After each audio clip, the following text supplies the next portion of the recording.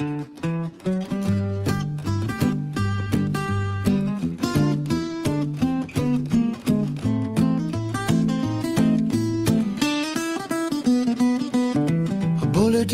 from me to you, a bullhorn right out of the blue, a bullet right into your brain, in bullet points that will explain. I'm bulldozing the bullshit now. Those bullies say that I'm a cow. They're gonna find the bulwark raised.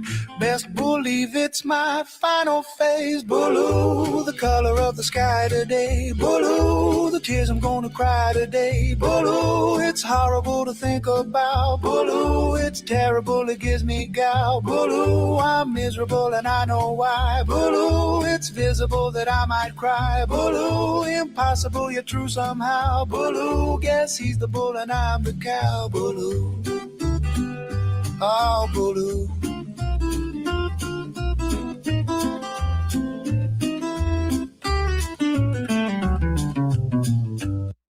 Curses! Felted again! I'll catch you next time, Casino!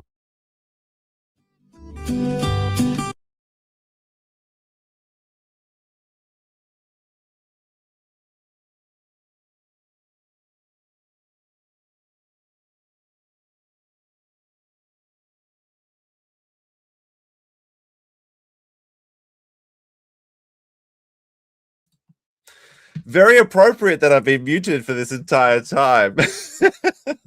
Look, I'm not the only one with boomer audio issues. My microphone is under attack. What I was saying was that was from Lazy Shell and collaboration between him and Songs in the Key of CWC. I guess the question, this is really unfortunate that I muted myself so early because I very much intend to make fun of Jeremy for muting himself today. He's muted. He doesn't know how to use audio balancing. He's trying to run a broadcast with these technical issues. Yes, all of that good stuff today. He's old. No, so was I muted? Never mind. How was your weekend, chat? How was your weekend? I've been very busy. I just got back late last night and catching up on all the stuff. And let me tell you, it only gets worse for the quartering. It only ever gets worse. But at least now it can't get much worse. But it did get worse. Now, the quartering, you may remember, he decided to go on 2 days of sobriety. Well, obviously he wasn't sober because he started getting that old liquid courage and tweeting up a storm. And that's kind of the giveaway if you want to know if he's drinking or not. But unfortunately, I think the Kino boys found this themselves while they were doing their live stream. During one of his, I believe this was his gaming stream, he was spotted with a mysterious bottle in his hand. What could this be? Like, this is either one of two things. It's either a bottle of maple syrup, which makes sense based on his shape, his very egg pear-shaped body. Although much more likely, it's one of those 99-cent bottles of Fireball whiskey liqueur, because it's not even real whiskey. There's actually a really fascinating documentary you can watch about how Fireball whiskey took over the industry and became like a really popular product. But basically, it's all a sham because it's only like 30%, 35% alcohol. So it's a liqueur. It's not really a whiskey. It's whiskey-flavored cinnamon drink. I don't know. But it's orange. And speaking of orange, is Don with our 20 Australian dollars. He says, stand up, be counted. Be sure to hit the like button, chat. When you come back from a couple days off, you gotta get those likes. Remember, at 200 likes, the YouTube algorithm pushes the stream out. At 400, that's when it really hits. And, you're going to have a really good day. We also have JD, Straight Shot. Member for 1 month says, Jer should apologize to PPP and Warski. Jer should also be in food and safety compliance. We are going to check that out today. We have another fantastic documentary investigative journalism into the coffee brand coffee. It's a fraud. He's not FDA compliant. But the funny thing is there's two people converging on Wisconsin. One of them, of course, being Luther Morgan, the author of the Lolcows book, which I do have pinned in my first comment, I believe, and Ethan Ralph of the Kill stream. But as I was setting up the stream, something happened. There was a something on Alyssa Clip's channel says law enforcement hunting Ethan Ralph. Let's take a quick look at this. Me to my personal picture of his most recent booking photo that you have, and then his name, please. Luther Morgan is a legend. That's true. Copy. 411 to 412. Go ahead. This was posted like 40 minutes ago. Just info. When we were talking to the gate agent, I'm assuming he checked in online. They're saying they already had his passport on file. So I don't think he's in the airport yet, if I had to guess. Police confirm. Is this true? Police confirmed his flight 30 minutes ago. He did not make it. What is it with Ralph and flights? 11 to 414. Wait, did they actually say 411? Okay, if she's no. Let's go back a bit. To 414. 410. Okay, if she's 410. no longer at the checkpoint, can you have that, I don't know what number he is, that mobile that you have with you, make contact with her and see if she is in contact with him and if he is going to be, in fact, boarding this flight tonight. Or if she has a recent phone number for him, if we can. All right, we have someone in the chat that says 411, 412, 414 are the call signs. Look, we know that, okay? We're trying to have a bit of fun here. Obviously. Just get that. Nah, it's all good. We could try our luck.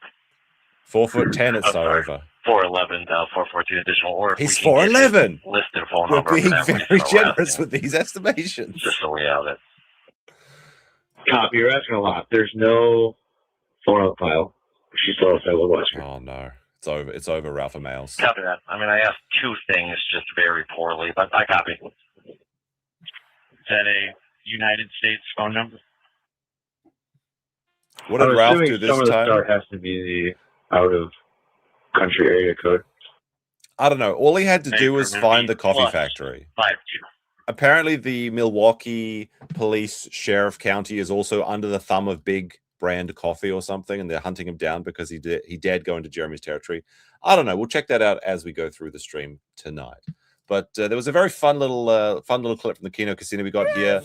The Quartering caught in 4K. Then we'll go into some of the stuff that I've been seeing recently. We're going to also catch up with the coffee brand stuff, the Luther Morgan stuff, and some various clips, as well as apparently Brittany Venti was doing the physiognomy check on the Quartering, which we might check out.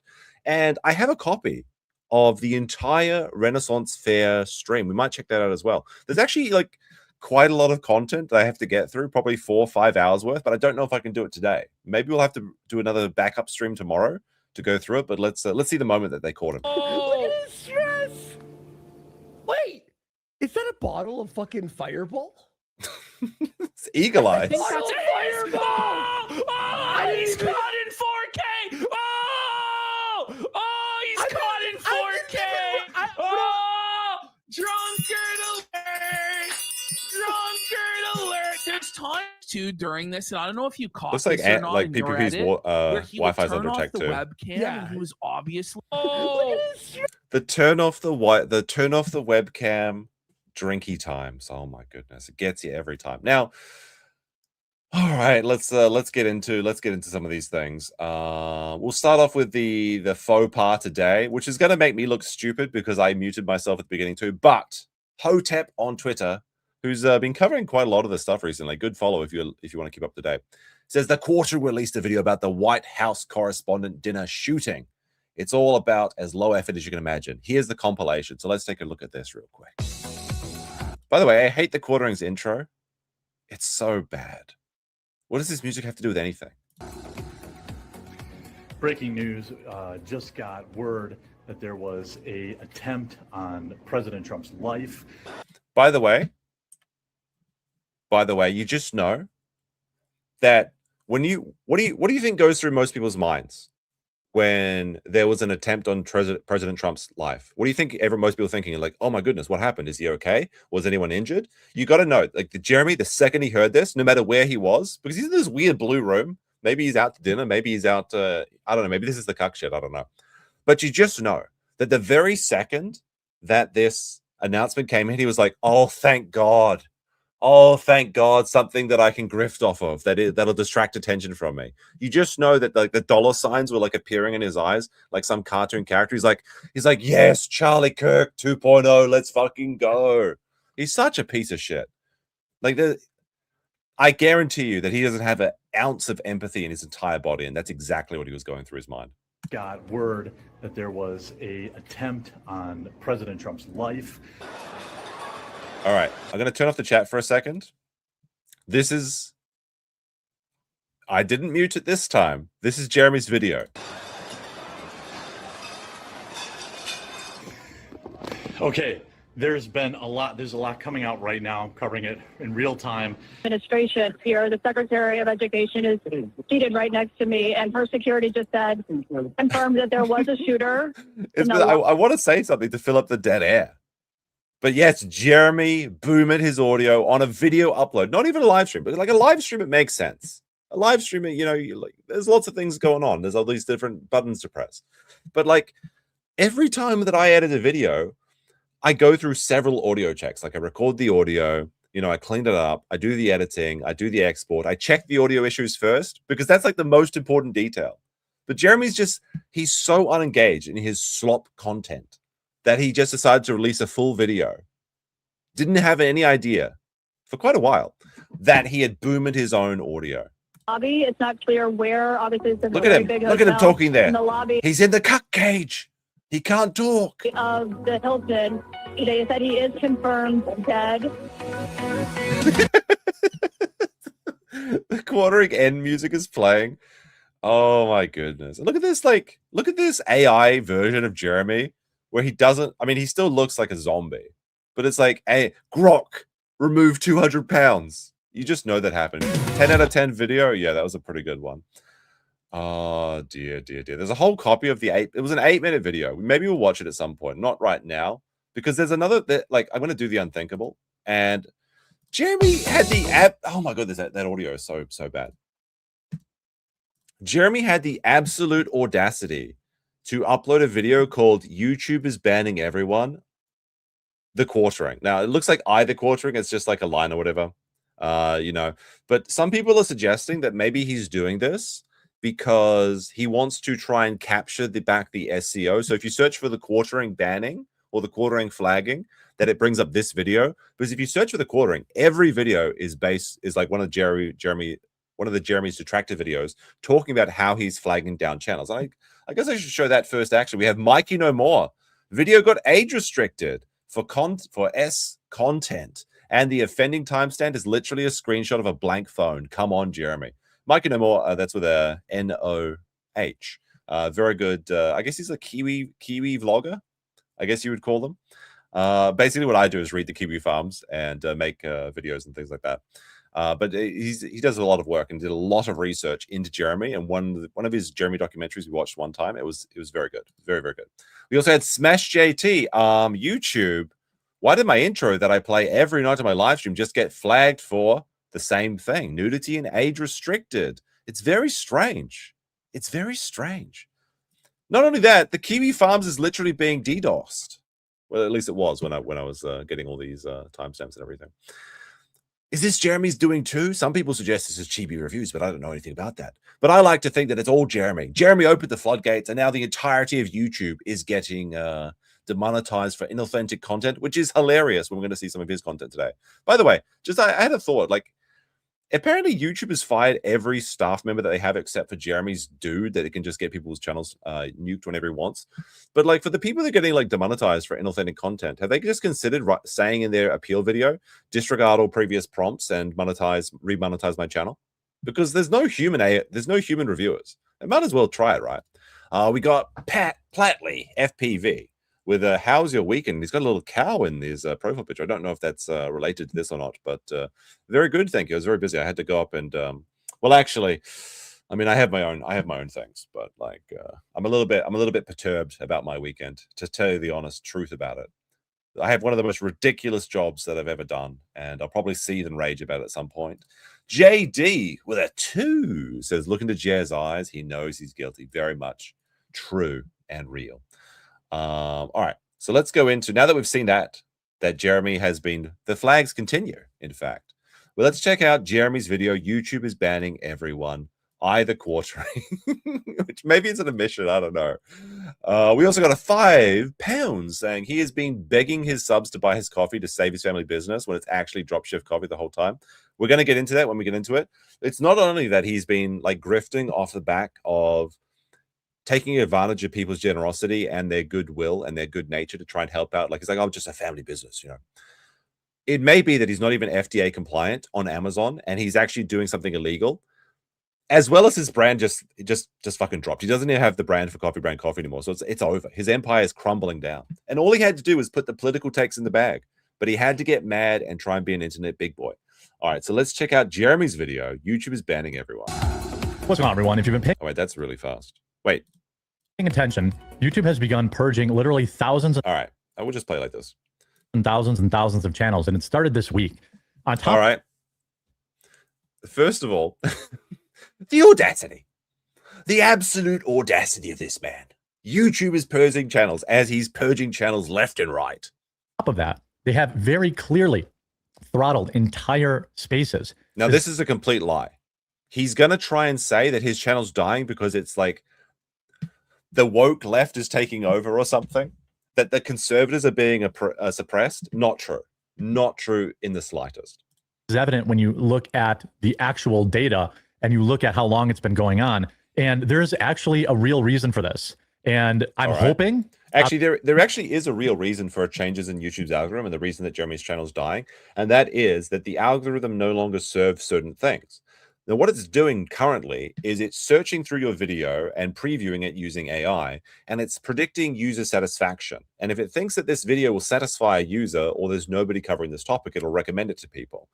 So Jeremy's videos are completely unsatisfactory. That's why he's not being recommended anymore. And that's why he's trying to cover everything up with these slop shorts. Because the YouTube AI looks at him and he realizes that he adds nothing of value. And I talked about this a few streams ago, and they've already started doing this with the shorts as well, actually. Basically what they do is they look at a group of videos and they try and determine which one is either the most authoritative one or the first to the field, right? And then that video will get most of the interactions and most of the promotion. And it's actually very interesting because it is kind of YouTube shop talk that nobody likes, but I'll go into it a little bit.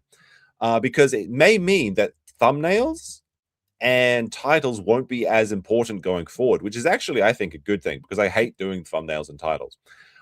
But this is the death knell for people like Jeremy who rely on clickbait and they rely on tricking people into watching their videos so that they can get as many clicks as possible before people move on to the next thing. It's like the McDonald's of YouTube content, slop content, because it's just the first thing. People grab it, they devour it, they don't even remember it, and they move on. That's what Jeremy's content is. I mean, if you can even call it content.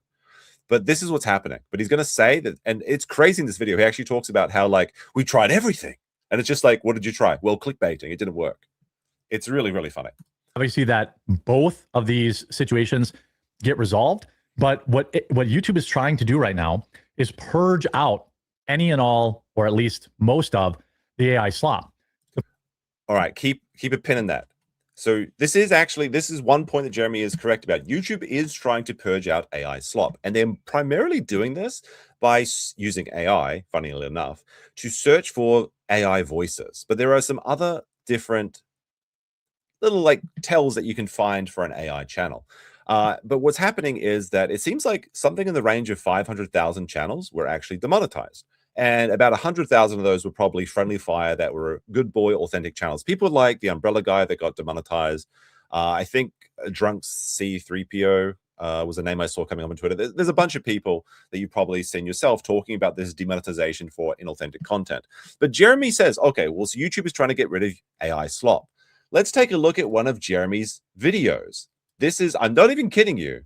This video has been out for 3 days. Okay. So this is the video. In this video 2 days ago, he said YouTube is getting rid of AI slop.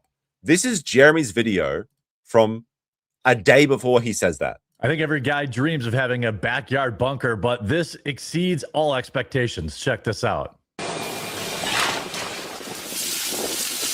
Literally AI slop video. He's not even reacting to real videos anymore. He's not even stealing real people's content. he found an AI slop video and hey, check this out it. And it's not even good. It's like, whoa, what if we bury a plane?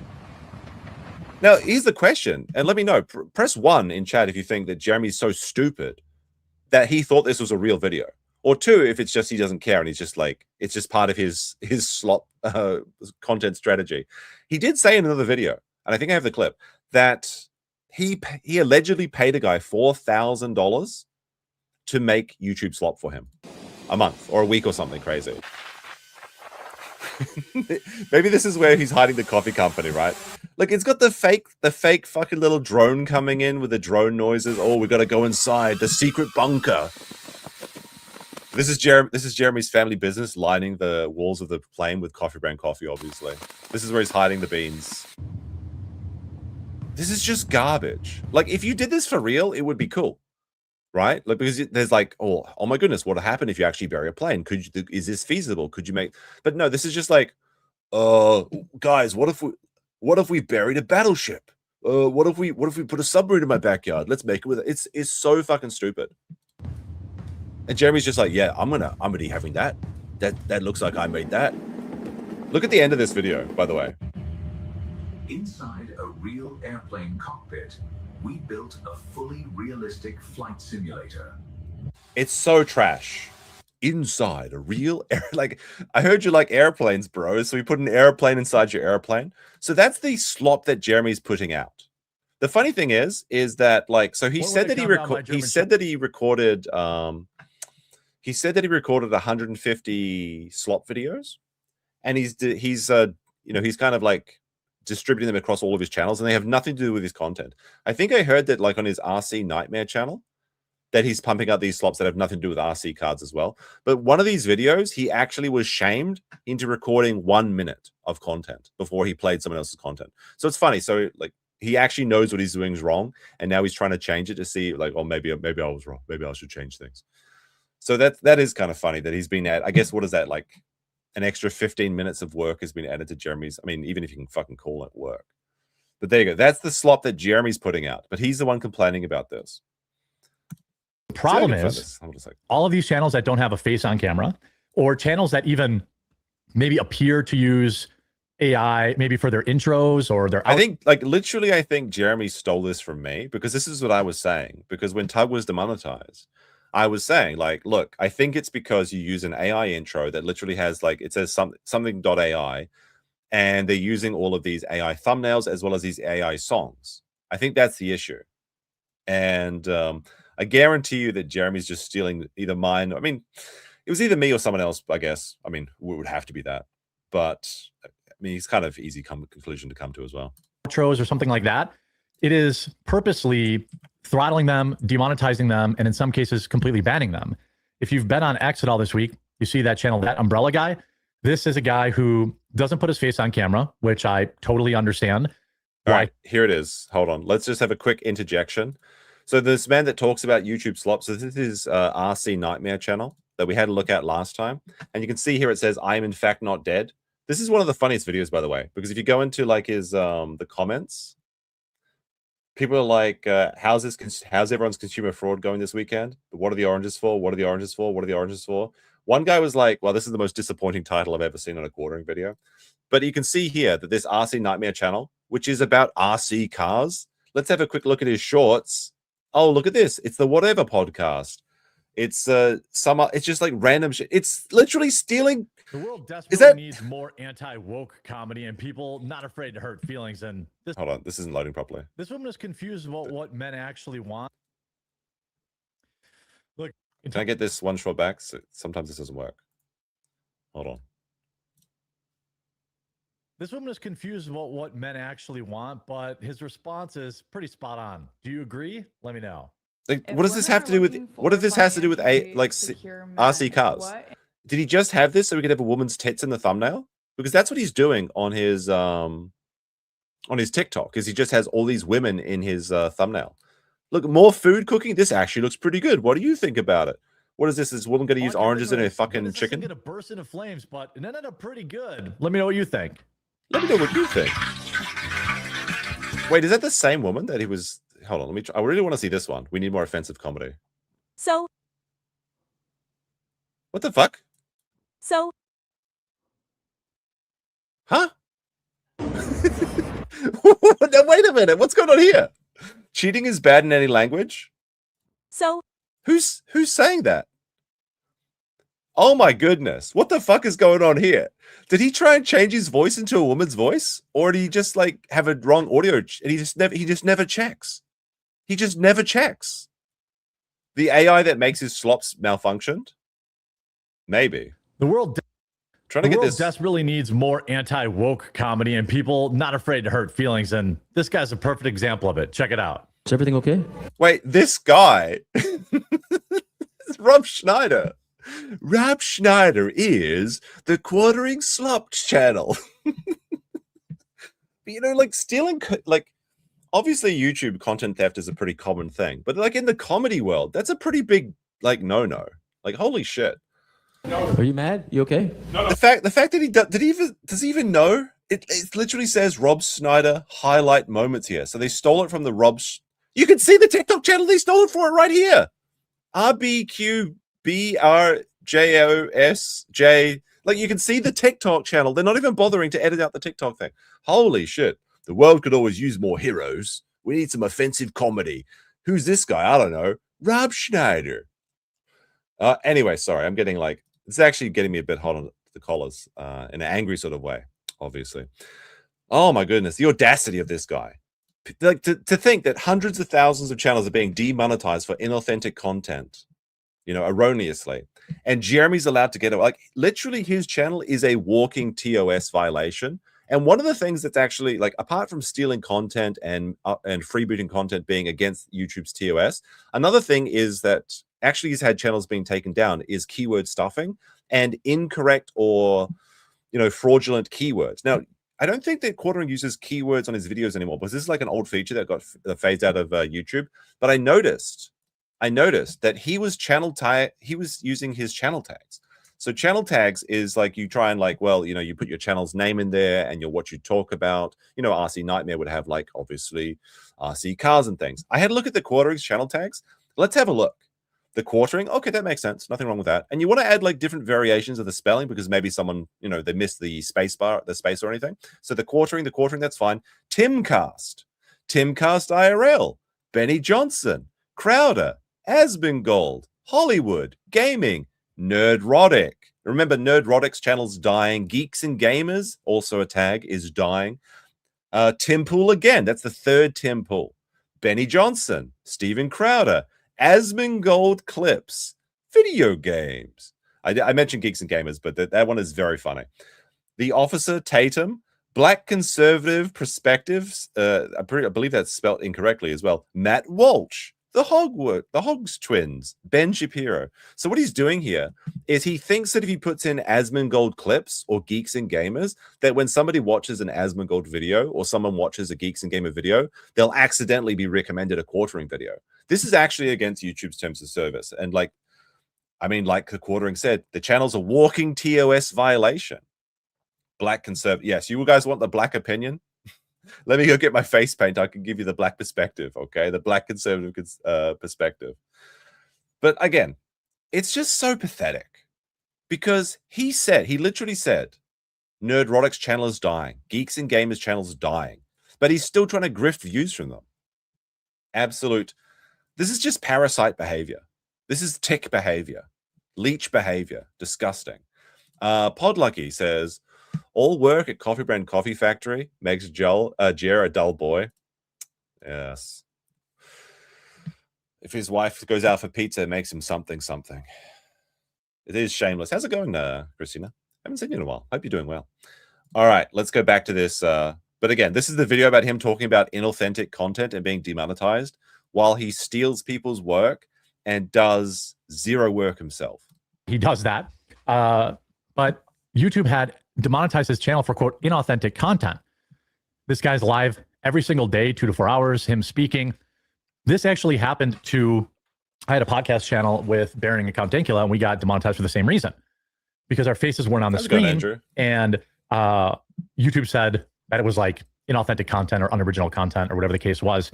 And we were never able to get restored. The thing is, his content is so slop that This is the only rightful thing that YouTube has ever done, demonetizing one of his fake YouTube channels, where he's just freebooting people's shorts and has nothing to do with the topic. He's like, I'm going to reboot my RC channel. Better put a bunch of whatever podcast videos up there. After multiple appeals, we were never able to be restored. Now, in the case of Tug, or that umbrella guy, who's a very large YouTuber, he was able to get their attention, which again, this is not how tech support should work for creators that share 70 cents of every dollar or 30 cents of every dollar with YouTube. All they said is, we've replied via DM. And all they said was, you said to appeal. I did. You've got 40,000 plus here. Major creators and lots of folks telling you this is wrong. Please fix it. Mr. Nerdrotic getting there. Please fix this. Again, Nerdrotic. That's some news he's trying to steal. And a lot of other people saying, please fix this. Well, thankfully, in his particular case, YouTube did restore his channel, but that's only because he raised a huge stink on X. What about smaller creators who can't grab the attention in the same? What about the smaller creators that the Quartering has taken down that nobody knows about because they didn't have a voice like that umbrella guy? Now, I never knew about 8 Thoughts until I saw it on the casino covering it. Okay, how many people has the Quartering taken down that we just don't know about? Because, if you're like under 1,000 subscribers or something, or maybe you're only getting a couple hundred views per video, like the Quartering on his fucking Sleeve Media channel, then you just disappear. You can't fight it. Like this is what's important about it. Like this is why you have to refresh the tree of YouTube creative freedom with the blood of tyrants, because when people like Jeremy come along and deplatform people for speaking their mind, for talking about publicly available information, it just stifles the entire environment. And the only thing that can survive that environment is people like Jeremy, which is really like, do you want to see more Jeremys? No, obviously you don't. Way. Took down Clavicular. There are thousands of them when you actually start digging around. This David Perez individual who does movie talk, he has 75,000 subscribers. It doesn't look like he's super duper active, but maybe he's making shorts. It's hard to tell when shorts come out, when they're not come out. But the same. No, it isn't. It's very easy to tell. Maybe if you knew anything about YouTube, anything correctly about YouTube, then you would know about that. Oh my goodness, he's actually showing his subscriptions. That's kind of interesting. Thing here, this individual creator, 3.3 years, 60 million views, not a single flag or infraction ever. Yet my channel remains demonetized since April 10th.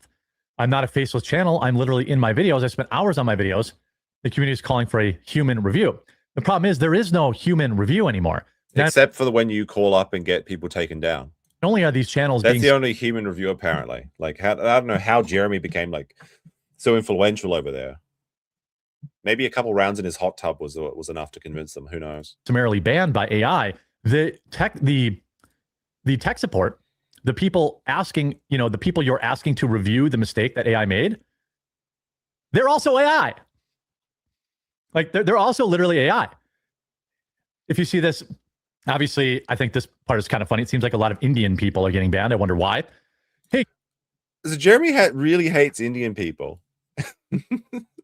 He talks. The thing is, he is spiritually an Indian like scammer. If you just look at everything he does and the entire way he behaves, he's very Indian scammer coded. Also, YouTube is actually run by Indians, so it's kind of a bit of a dangerous play to say that you have a non-Pajit YouTube rep, which is what he said. Redline F80 with a 5 says, a Sunday morning show? What is this madness? Greeting from Florida. Hello there, Florida. Well, it's Sunday night for me. I was going to think about doing a show tomorrow, but then the Quartering Renaissance Fair, I'm considering watching the entire thing. It's like 2 hours. Probably can't do it tonight, but would people be interested in seeing an entire watch of that? There's a lot of creepy shit in there, like where he's like perving on 10-year-olds. And we actually have a response to Jeremy from that today, actually. Also, Trent Johnson with a 15. Oh, sorry, no, it's a 2, but he's got 15 in his name. Let's go Felted, triangle slamming, etc. There you go. Thank you very much. Can you see why we were demonetized? All you have to do is look at under Team YouTube. Here's Klawach Stock Market from whining about YouTube India getting banned. YouTube says this video is AI. It's not appropriate. All this stuff is going on. Jeremy believes in AI. He loves AI, despite the fact that he's being replaced currently by AI. Because Jeremy doesn't offer anything that an AI can't do. Because all he does is read people's articles. It's pretty easy to get that done. But here's the real reason, and Medium actually covered this. So I want to give the writer a invariant, which is apparently I'm assuming a pseudonym. I'm assuming. Maybe you should find out. You might have already heard about the massive wave of demonetization. And by the way, this is the only shout out I've seen him do in all of this stolen content that he's going over. So he's reading this person's article. He's going to shout them out, but it's a pseudonym. What about all of the people that he's stolen videos from? He never includes a tag to the original creator. He never includes a link. Never any of that stuff. Just like basic decency. Like obviously there is some gray lines with what is reactionary, what is transformative. But the very least you can at least shout out or, tell people to go subscribe to this channel, that sort of stuff. It's basic common courtesy, but Jeremy doesn't believe in all that. The only thing he believes in is his bottom line. Sweeping across YouTube right now. If you have not, here's a short version. Thousands of creators are losing their ability to make money overnight. The platform claims it's fighting back against low-quality AI content and automated spam to clean up the site to justify this purge. I mean, if that was true, Jeremy's channel wouldn't exist, though. They introduced a new policy penalizing what they call, quote, inauthentic content. I wouldn't say that's new. That's actually been around for a minute in my experience. But either way, it sounds like a noble effort. I mean, Jeremy does have experience with inauthentic content. To protect viewers. But if you look closely at the bigger picture, the official narrative is actually falling apart. Look, I talked about this. There's a lot of people who, are upset at me online these days. I kind of forgot this, but he couldn't go in through this video without addressing his own drama. And this is just like so stupid from a creator's point of view, because ideally you want to, every time you make a video, obviously videos have a shelf life. Typically some videos become evergreen. That's kind of the dream, to have one of those sort of videos. But you should probably go into every video with the idea that, like, can people watch this a year from now and continue to make money going forward, so I don't have to pump out 7 videos a day. But Jeremy knows that his videos are so replaceable, they have such a short shelf life, that he may as well just go in and talk about the drama of the day. There's not even a thought going forward into the future about this. And that's okay. They're allowed to do that. But they like to... Well, he says they're allowed to do that, but then he's reaching out on the back channels to get people taken down. To inauthentically claim that, that it's their anger that has changed the viewership. It's actually not. It's okay, so now he's saying it's because people are angry at Jeremy. That's why his views are dying. That's why his channel's under attack. Something that is massively different for all channels. I mean, nobody's, again, every time I do this, I'm not taking a shot at any creator, okay? Nobody's mad at Tim Pool right now. And he's getting, since about a month ago, when they started this, probably the worst views he's seen in years. 29K, 40K, 50K. He does get the occasional one that actually breaks through. 137K. But 60K, these are the good videos still do good, but every other. That's actually, it's like Jeremy's so close. Jeremy's so close. Good videos seem to do good. Interesting. But his other videos aren't doing so good. Maybe it's because they're slop. Maybe Tim Pool isn't putting out good content. I don't know. I don't watch Tim Pool. He doesn't seem interesting to me. And I'm just completely not interested in any of anything that he does. Okay. But yes, it's so close. Good videos, videos that people like do well in the algorithm. Like I said, YouTube is now searching for user satisfaction. Maybe these videos are not satisfying to people, but Jeremy looks at it and he's just like, I don't understand. I don't understand. Timcast has 2 million views. I have 2 million views. Our views are down. It must be YouTube's the problem. Am I out of touch? No, it's the children that are wrong. Video is tanking. Let's look at Benny Johnson, right? Nobody's mad at him online, right? All right, so Benny Johnson is who the Quartering is currently aspiring to be. If you look at Benny Johnson's content style and everything, it's almost exactly what the Quartering does, but the Quartering does it on like a 10th% of effort, essentially. Again, no disrespect to Benny. Benny and I talked for over an hour last night on the phone about this. You see here, 100,000 views 16 hours ago. That's good. 33,000 views 18 hours ago. This guy has 6 million subs. You see here, but like, look at this: 100,000, 200,000, 250,000. There's a couple stinkers in here, but a lot of these are doing really well. And like the one that's doing poorly, election rigged, is about Obama. That's news that's like 12 years removed. Nobody gives a shit anymore about Obama. Good, 222, 254. Then boom, 41. 49, 25,000. There is definitely, here's 50,000 3 days ago, 13,000. Maybe they're bad videos. It is almost impossible to get views this low. No, and like even if no, it's not. Basically, if a video does badly, there's a couple of reasons, obviously. But typically it comes down to either the packaging was bad or the content was bad. Obviously, you need to have good packaging, the thumbnail, the titles, and everything. Although it seems that YouTube is moving away from that, which actually would be a good thing in my opinion. But if you fail on one of those points, then you're not going to have a good time on YouTube. Now, if you're putting out, I don't know anything about stinking out 5 videos a day, because that's a level of slop industry or complex that I don't understand.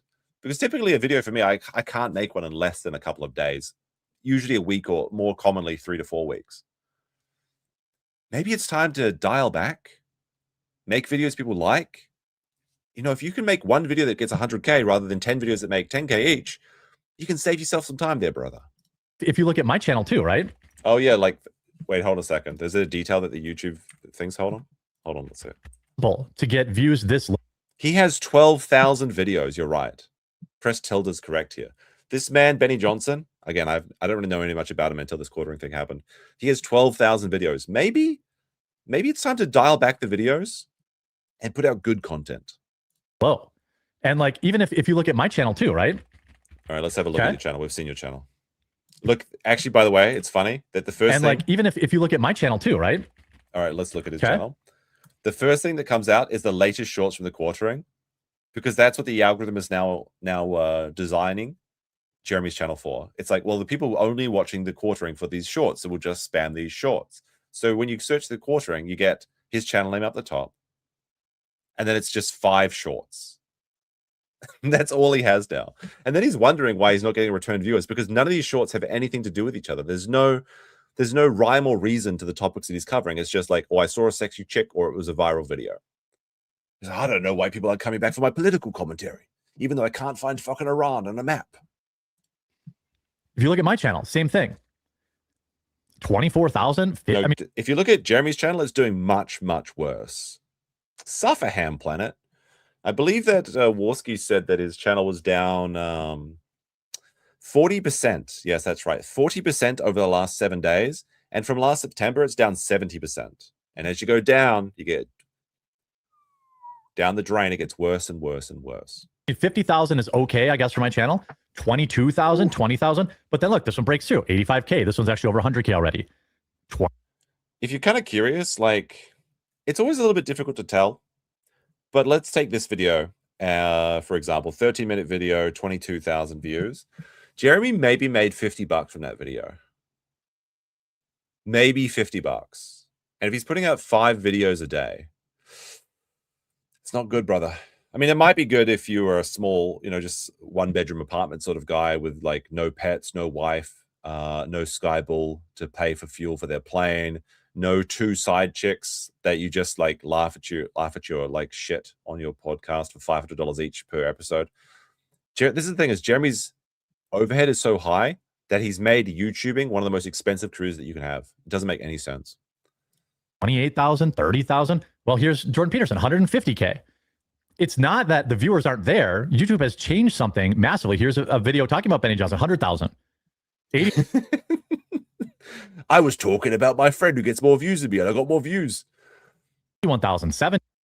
All he knows how to do is steal from other people. It's so funny. It's so telling. I think in a moment he talks about the clickbaiting, which is really 70,000, 70,000, 85,000.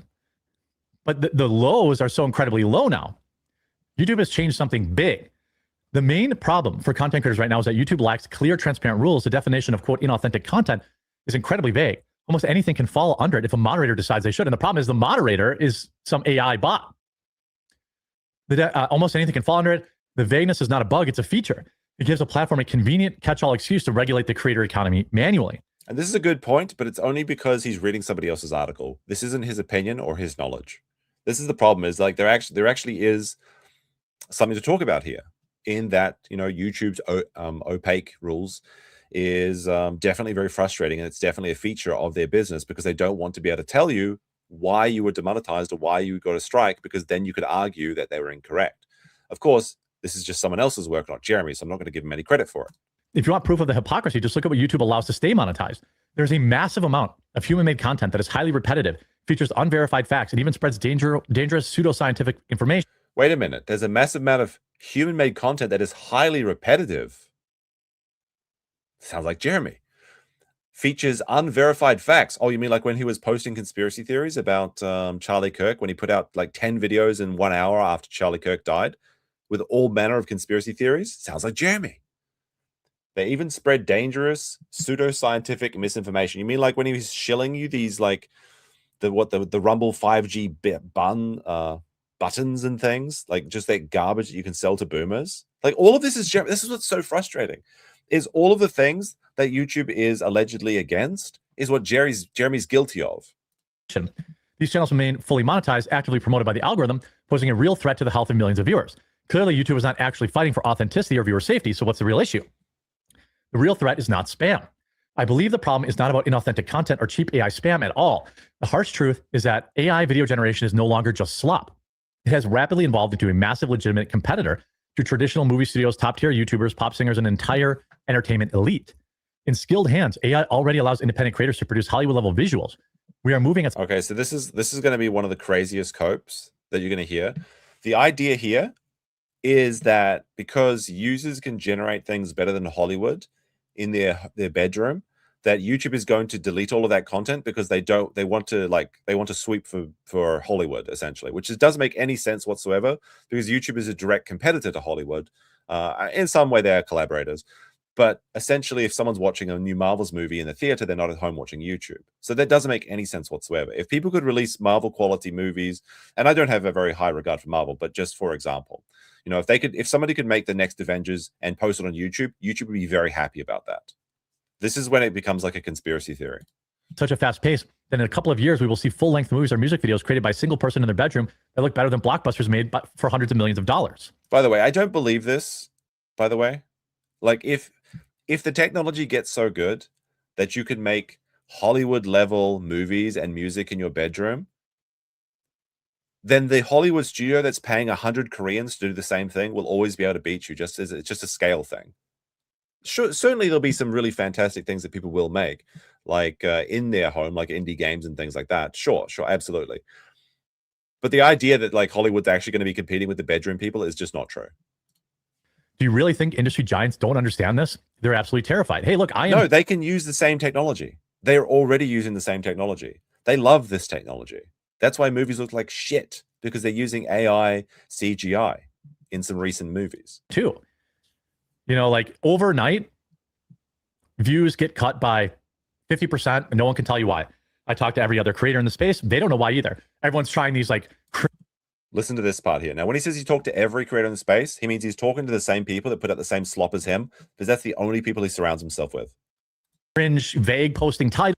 All right, listen, this is what they're trying. This is what they're trying to save their channels. I talked to every other creator in the space. They don't know why either. Everyone's trying these like cringe, vague posting titles. Everybody's trying cringe, vague posting. Maybe that's the problem. You spam your thumbnails. None of it matters. So he's literally like, well, we tried everything and nothing's working.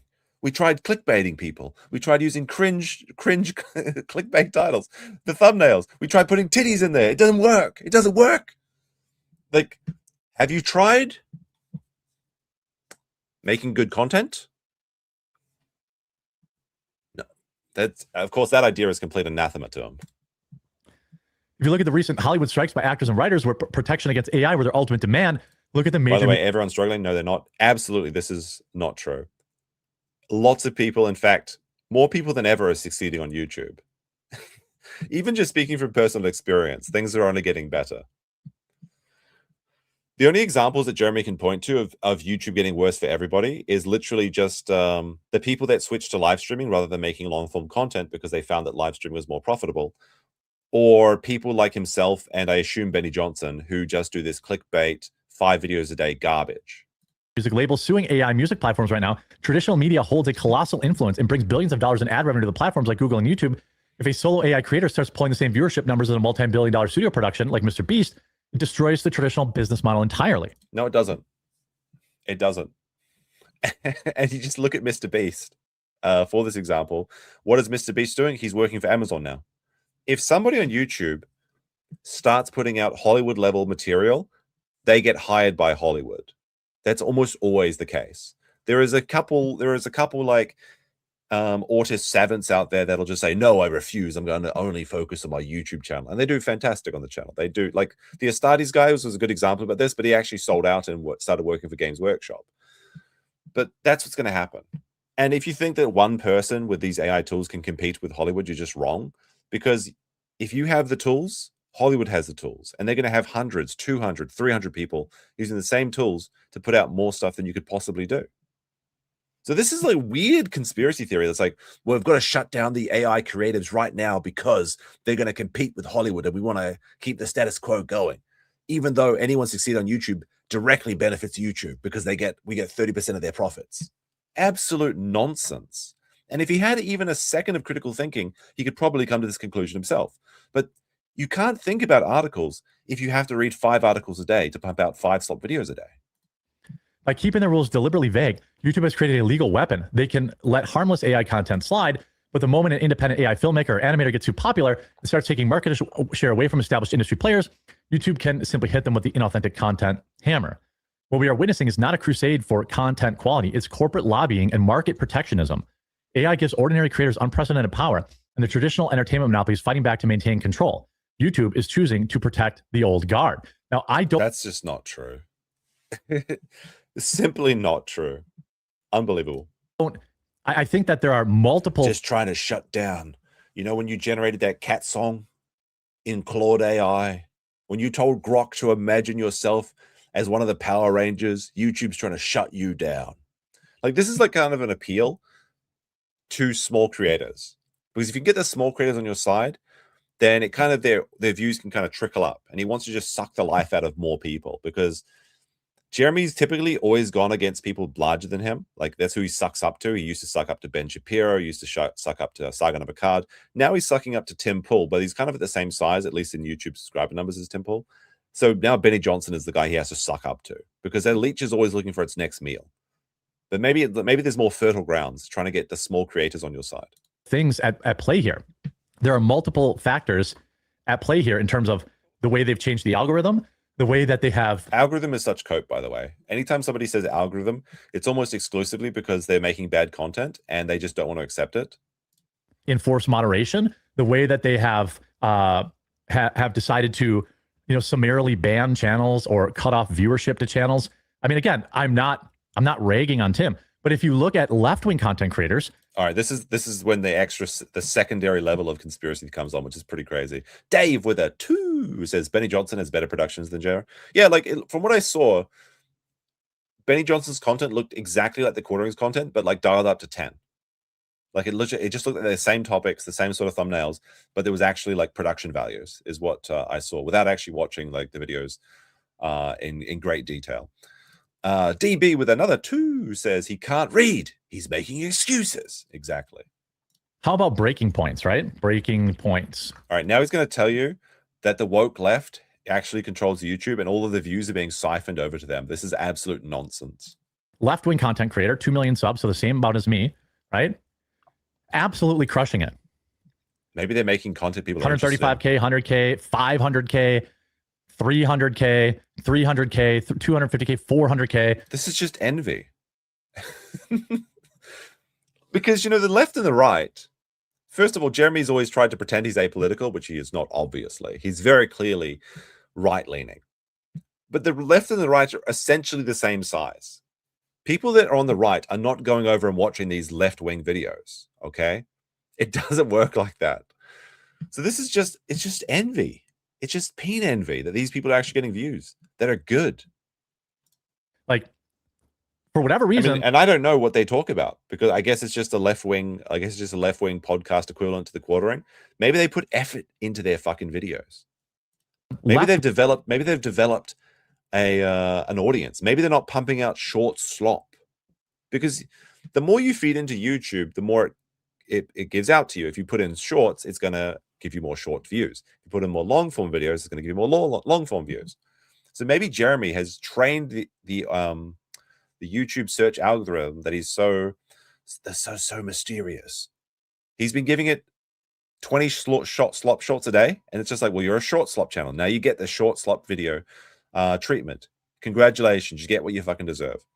Now, there is actually an interesting thing you can see in shorts, where if your shorts are getting stuck at about 30,000 views, that means YouTube doesn't really trust your authority on the short topic. But that's inside baseball stuff that I assume most users aren't interested in. And if you look at Jeremy's shorts, they're all kind of like that. They're all like stuck in the under 10K or under 30K view, which means that he's just not getting wide reach because they're not making people satisfied by watching them. And again, like there was actually a comment and someone brought up says, sounds like clickbait is less effective. Yes, because clickbait is almost always unsatisfying. And that's why it's called clickbait, because you clicked on a video with a perception that was going to be something else. You went into it, you didn't enjoy it, and you felt like you got tricked. You left the platform feeling that you were bamboozled. That means you feel unsatisfied. Now, you can actually use clickbait as long as you deliver on the promise. And the kind of people like YouTube people kind of call that like click blessing people. It's kind of a cringe term, but it is what it is. But you can absolutely clickbait people as long as you deliver on your promise and they leave the video feeling satisfied. And that can mean a variety of things. It doesn't necessarily mean happy. But as long as they feel like they got what they want, they came for, then basically you're doing well. But yes, clickbait is less effective for a number of reasons. But mostly it's because of this satisfaction metric, which YouTube is really pushing at the moment. Wing anti-establishment content is still allowed to flourish on YouTube. They have changed a lot. I'm talking about two kind of major issues here. It's this massive bandwave that is hitting content creators' channels who create authentic content, who haven't been banned before, who aren't, who don't have any strikes. And what's crazy is, get a real human review isn't too much to ask. Everyone puts an effort into their content. It is too much to ask because at the scale in which they're erasing. Wait, did he just? What was this? Ask everyone puts an effort into their content. It is too much to ask because at the scale in which. All right, who's this? Some cosplayer chick or something? Okay. They're erasing content creators and squashing everybody's feeds. I also believe contributing to this is YouTube wanting to be TikTok. If you go to YouTube, okay, if you look at your homepage, what do you see? Maybe yours is different. Right now, Yellow Flash is still big mad at me. I wish him the best. So he goes to the front page and the first video that, look at this. This is actually very funny. So the Brittany Venti video was recommended to him. The Christian grifting has gotten insane. And then the Yellow Flash video, the Quarterings epic meltdown threatens to flag down Yellow Flash, Brittany Venti, and etc. Because he literally said that he was going to take a scalp every day at 2 p.m. until his liquid courage ran out, and he decided to delete all those posts, and now he's pretending he never said that. Very funny. Wouldn't you just re-record this? Just like you go over to the channel, you click not interested in this, and then you just re-record this segment, but he can't do it. He has to do one take because doing a second take cuts down his profit margin. If you're only making $20 to $50 per video because they're only getting this many views that Jeremy's complaining about, if you have to spend twice the time recording the video, that's like it's dipping down to $10 a video. The profit margin, you have to protect it at all costs, even if it means embarrassing yourself in the video. Threatens to flag down Yellow Flash. Come on, dude. He literally said he was going to take a scalp every day at 2 p.m.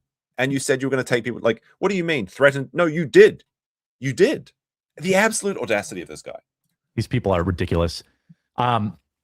Anyway, it's short. Am I out of touch? No, it's the children that are wrong. By the way, he also just completely felted himself because, like, most people, when they go onto the YouTube homepage, have 3 long-form videos and, like, 5 shorts. But Jeremy actually got 6 videos, like the old sort of YouTube homepage. He had to scroll down to find this. And actually, YouTube just implemented a new feature where you can select the amount of minutes per day you want to see of shorts on the platform. If you select 0, guess what? You get 0 shorts suggested to you. So actually, long-form content is exploding on YouTube. In fact, the algorithm is actually favoring longer-form videos in the 1 to 2 hour range. And people can completely decide to remove shorts from their feed entirely. So Jeremy just either doesn't know what he's talking about or he's blatantly lying. I think it's the former because he's just a dullard. He's just a dullard. Short. Well, I'm looking now. This is pretty different than yesterday.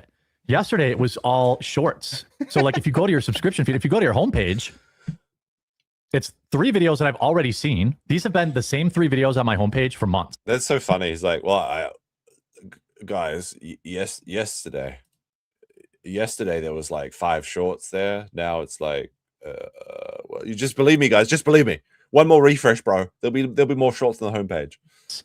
Then it's you know why there were shorts on the homepage from yesterday? It's because he was searching for shorts to steal, and he was going through so many, just searching for the short form content that he could freeboot. Shorts, then even fewer videos, then more shorts. I truly think they're pushing shorts. They're squeezing traditional content out while simultaneously cleaning up sloppily all these content creators that like, keep the word slop out of your goddamn mouth, slop merchant. YouTube is essentially two different platforms. It's kind of like 2.5 because long form videos and live streams kind of go together. But the short algorithm and the long form algorithm are basically completely separate at this time. They may as well just have two different platforms, but you know, it's just the way it works. Has no idea what he's talking about. They think are low effort AI in an effort to protect Hollywood.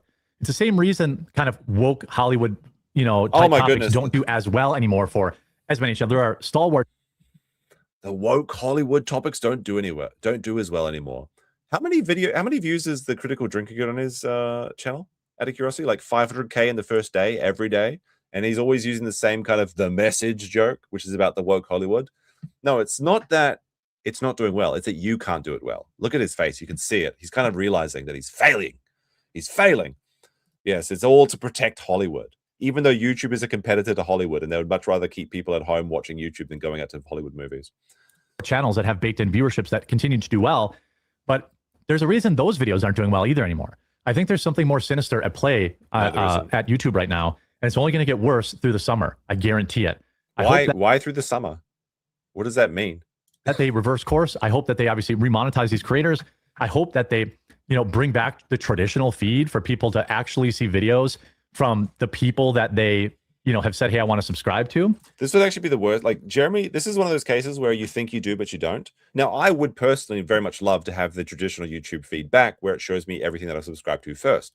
If this feature was implemented, though, for Jeremy, he would see a massive, essentially, I don't even know how to describe it. It's not decimate because that'd be 10%. It'd be much more than that. He would see an absolute massacre on his subscribers numbers because then if YouTube restored their feed to showing you that everyone you subscribe to first, when people started getting spammed by Quartering 5 times a day on long form videos and 5 times a day on short videos, they would start unsubscribing en masse. The only reason he has 2 million subscribers right now is because people have forgotten that they've subscribed to him. By his own words, about 50,000 people is pretty good for him currently. It's 50,000 people out of 2 million people. That's who's watching him. So if he got what he wanted, I mean, maybe they should do it just for fun. If they got what he wanted, you would see him getting those like 10,000 channel. You know, when you go on like the Social Blade checkup and it's like the 10,000, 10,000, 10,000, 10,000, 10,000. It would be total annihilation would be what's happened to his channel if they restored that. So it's like one of those monkey paw wishes, which I kind of wish it would come true. But there's something going on, and they do not seem interested in fixing it at all. I hope you're informed by this video. If you were, please do leave a like on it. If you haven't yet, subscribe or follow down below. There we go. It goes into his slop outro. Oh my god, look at this. Look at the filters on this. He's such a disgusting troll that he had to use all of these AI filters to make his skin look smooth, and you can still see the badger eyes. The badger eyes, I mean the tanuki eyes is what I call them, but I guess most people call them raccoon eyes. Oh my goodness. Let's see if he's learned his lesson. Leftists just tried assassinating Trump. Mr. T's daughter is hilarious. What's up, everyone? This is Jeremy from the Quartering with all the latest. Why isn't this loading properly? I didn't know Mr. T had a daughter, but in my opinion, she's one of the funniest stand-ups I've seen in a long time. Check this out. 6 seconds. Does he come back to say anything? No. Just completely steals this woman's content and puts his fucking stupid thumbnail, his stupid watermark over this person's watermark. Maybe Mr. T's daughter is really funny. I won't be able to find out for myself because I can't see her channel name. Does he add anything in the description? How do I see this out? I have to go. I know what you need to do. If you want to go and you can actually look at a YouTube short. If you go into the status bar and change it from short to watch, then you can actually you can watch a short as a YouTube video like this, and then you can actually see all the metadata. So let's see. Mr. T's daughter is hilarious. Hashtag stand-up comedy, stand-up funny, viral. This news is, oh my goodness. This news is totally insane. No link to her channel. No tag. Reddit engagement. What the fuck is this metric? Reddit engagement. Video tags. Look at this. Actually, you know what? This is actually this video right now is actually a violation of YouTube's terms of service, because this is a video about Mr. T's daughter. And you can see here that not only does he have his channel tags, but he has the video tags. It says Timcast. Is Timcast in this? No. Tim Pool? No. Timcast IRL? No. Timcast IRL? No. Benny Johnson? No. Benny Johnson? No. The Benny Show? No. Asmongold? No. He doesn't even tag himself. These are the tags that he has chosen. This is actually like literally breaking YouTube's terms of service, because these are just fraudulent tags that are trying to bait people into watching this. It has nothing to do with any of these people, and it doesn't even have the quartering in it. But will anything come of this? No, of course not, because for some reason he can just get away with everything.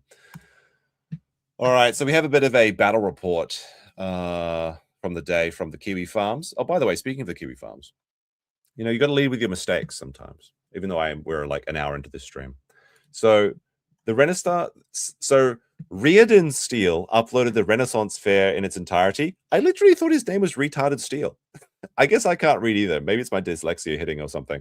I swear to God, his channel name was Retarded Steel, but apparently it's Reardon Steel. So my bad on that one. I apologize to Reardon Steel for that one. Anyway, let's see. End of day regular video update. So Jeremy has been humbled, and well, not quite, but he has been embarrassed, and he's definitely licking his wounds. So this post from Ricada's coked out kid with the Jeremy's picture. That's a very funny name, actually. I didn't realize that. So as of 7 p.m. EST, Jeremy no longer regularly uploads videos on his main YouTube channel for the day. He has hidden his only upload today, somewhere around 30 minutes to 1 hour after posting it. Out of the past 10 scheduled upload times, he's only put up one video with a view count of 30,000. This is the second day this month with 0 uploads standing, with the other being his birthday. This is the third day in a row without a live stream, despite him saying during his game stream that he'd probably do one the day after. This also marks the 5th day in a row without an upload to Unsleeve Media. His last video stands at 821 views, despite a legendary pull, editing, and an appearance by Huck the German Shepherd, the doggo that is adorable though, which pisses him off.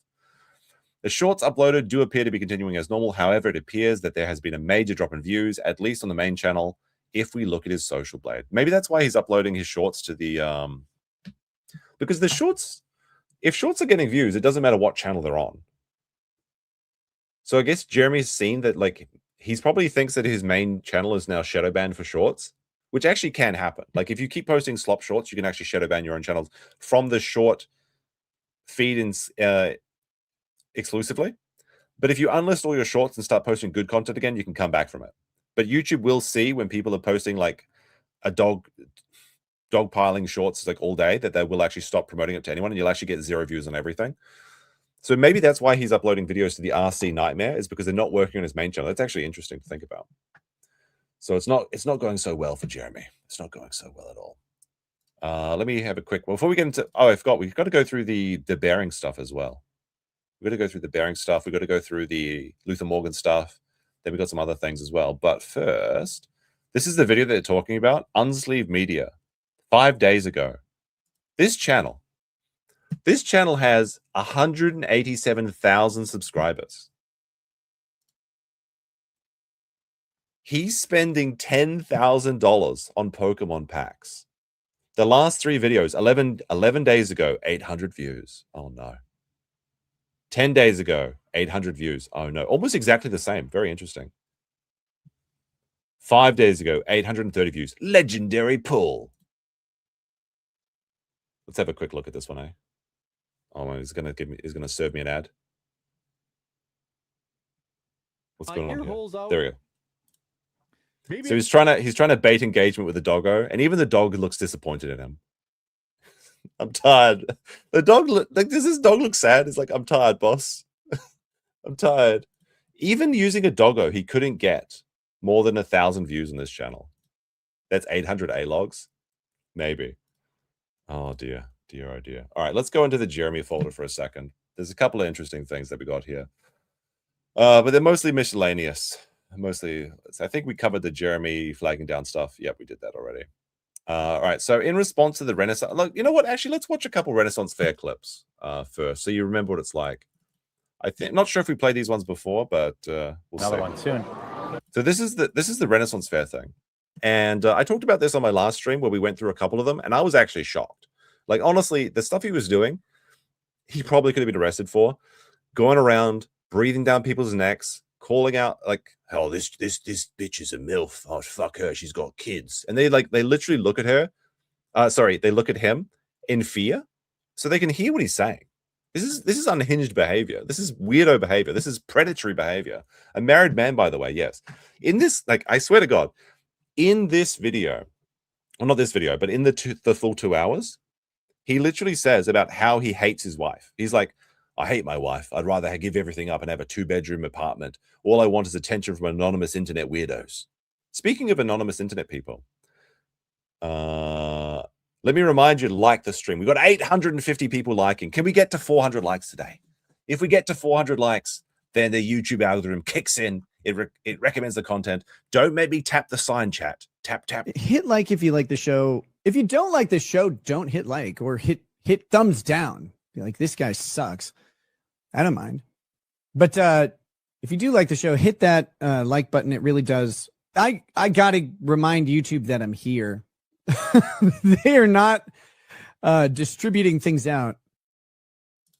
Yeah, so now another man that's being attacked by the YouTube algorithm. Actually, one of the video, like, there's so much stuff I want to go through today.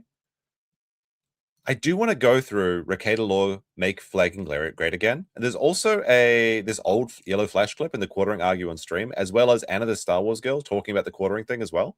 But she makes some mistakes here. Like, she thinks that the Kino Casino was trying to, like, rape her into, like, some sort of drama when they were just kind of making fun of her eating dirt, which she talks about on her own stream anyway. I'm not sure if we'll get to it, though. Maybe I'll have to save it for, like, in the folder or something. But anyway, let's go back to this clip of the Renaissance Fair. Another one soon. But, like... All right, so he's... What the fuck? This is a kid! He's like, there's another one. There's another one. This is a child, right? Another one soon. But, like... Oh, I see. But, like... It's weird, but I don't really connect with people in real life. Yeah. This is the one where... This is actually where he says it. Like... He doesn't connect with people in real life while he's perving on chicks at the Renaissance Fair away from his wife. I don't... Like, even my wife, I don't really care. He doesn't care about his wife. He doesn't care about his wife. It's weird. It's fucked up. It's probably not normal. It's not normal. It's weird. It's fucked up. It's not normal. But I crave companionship of anonymous people online and not as much real life. I feel like I'd be happier alone, you know? I mean, to be honest, he deserves to be alone. Why is he saying this? Here's the question, chat. Do you think he's saying this because he believes this, or he's saying this because he's trying to score points with the chat? He's like, "Oh, guys, you know, I actually don't care about my life. I'd rather be here with you, anonymous internet people." I don't know. Like, I think this is actually an insight to his mind.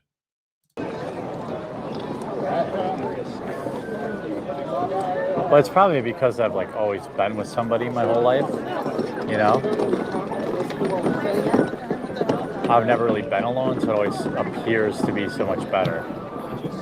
So, like, what's happening here is that he feels like many people that get lots of money after they marry early, is he wishes he could upgrade his wife. He said to Sargon, and maybe it was to Bering, he said to them, "You know what? If I would be happy if my wife left me, because then I would get with someone 10 years younger than me." He feels like he was shortchanged because now he's got lots of money from all this internet grifting, and he could get a better deal. Yeah, he only wants to spend 30 minutes a week with his wife. But I feel like so often I just leave it all behind and go get, like, a 2-bedroom apartment, really nice one, and then, like, just put, like, one streaming room and one nice room in the living room. Now I'd be really happy. Well, here, her cup overflows. You ready? Boom. In the clip where he's talking about how he wants to leave his wife so that he can be a bachelor and, like, bang younger chicks, then the chick comes wearing a like, he says, "All right, chat, our cup runneth over," because he's talking about this chick wearing a corset. So this is like the only purpose this stream exists for is to perv on chicks IRL with a bunch of weird internet gooners, maybe who are probably circle jerking right now. You ready? See, look, boom. Oh, it's too zoomed in. You didn't get to see the tits. Sorry, chat. It's not sad. Don't be sad. It's not sad. It is. It's sad. No. He can't even go a single clip, like a 1 minute. Like, we really should watch the entire thing at some point. I'm not depressed. I'm happy. Knowing yourself, knowing what makes you happy is like, you know what I mean? All right, that's the first one. That one's pretty crazy, by the way, but not as infuriating as the one where he's perfect on the 10-year-old chick. But let's see what this one is. If I did see a girl in a chainmail bikini, you know, we would have got her on camera. Here's a MILF. This chick, he is less than 10 feet away from this chick. She's walking with what appears to be her 5-year-old daughter. He's like, oh, here's a MILF. Oh, Chad, I would really love to cut off a piece of that MILF. I would. Just let me in, boys. I'll get her. You know what I mean? MILF. And we got, oh boy, we got a thick girl right there, boys. Rawr. Oh, here's another one. Literally doing the like ruff, a wooga IRL. This one is really like the quality is really bad, but this chick is like actually concerned. She's got like her 2 kids, and she's like looking over her head because she can hear what this guy's saying. And Jeremy's a big boy, okay? He's like pretty tall from what I understand, like 6 foot something, and he's wide, okay? So you've got this really disgusting looking version of Hodor walking around with a camera in front of his face, talking out loud, not even like a quiet voice. He's like saying like, I'd fuck that one, and I'd fuck that one. That one's got kids, so you know she's down to fuck. It's pretty deranged. This is in Bristol, Wisconsin. See, like she's like looking at him here. You can see it. She's actually looking over her shoulder. She does it twice. She's a little bit old, but she overflowed. She's like, she's a bit old, but she's got big booba.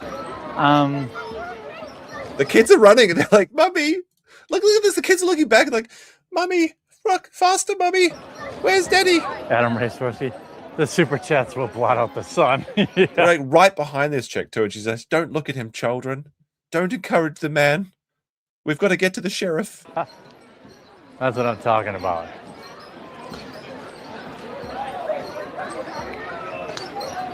He's still following them. MILF, yeah. She's keeping it tight. You know she DTF. She got kids. Oh, fucking God. She starts walking faster than she looks around. You know she DTF. Hey, you know she's DTF because she has kids. She actually heard it. Like, look at that.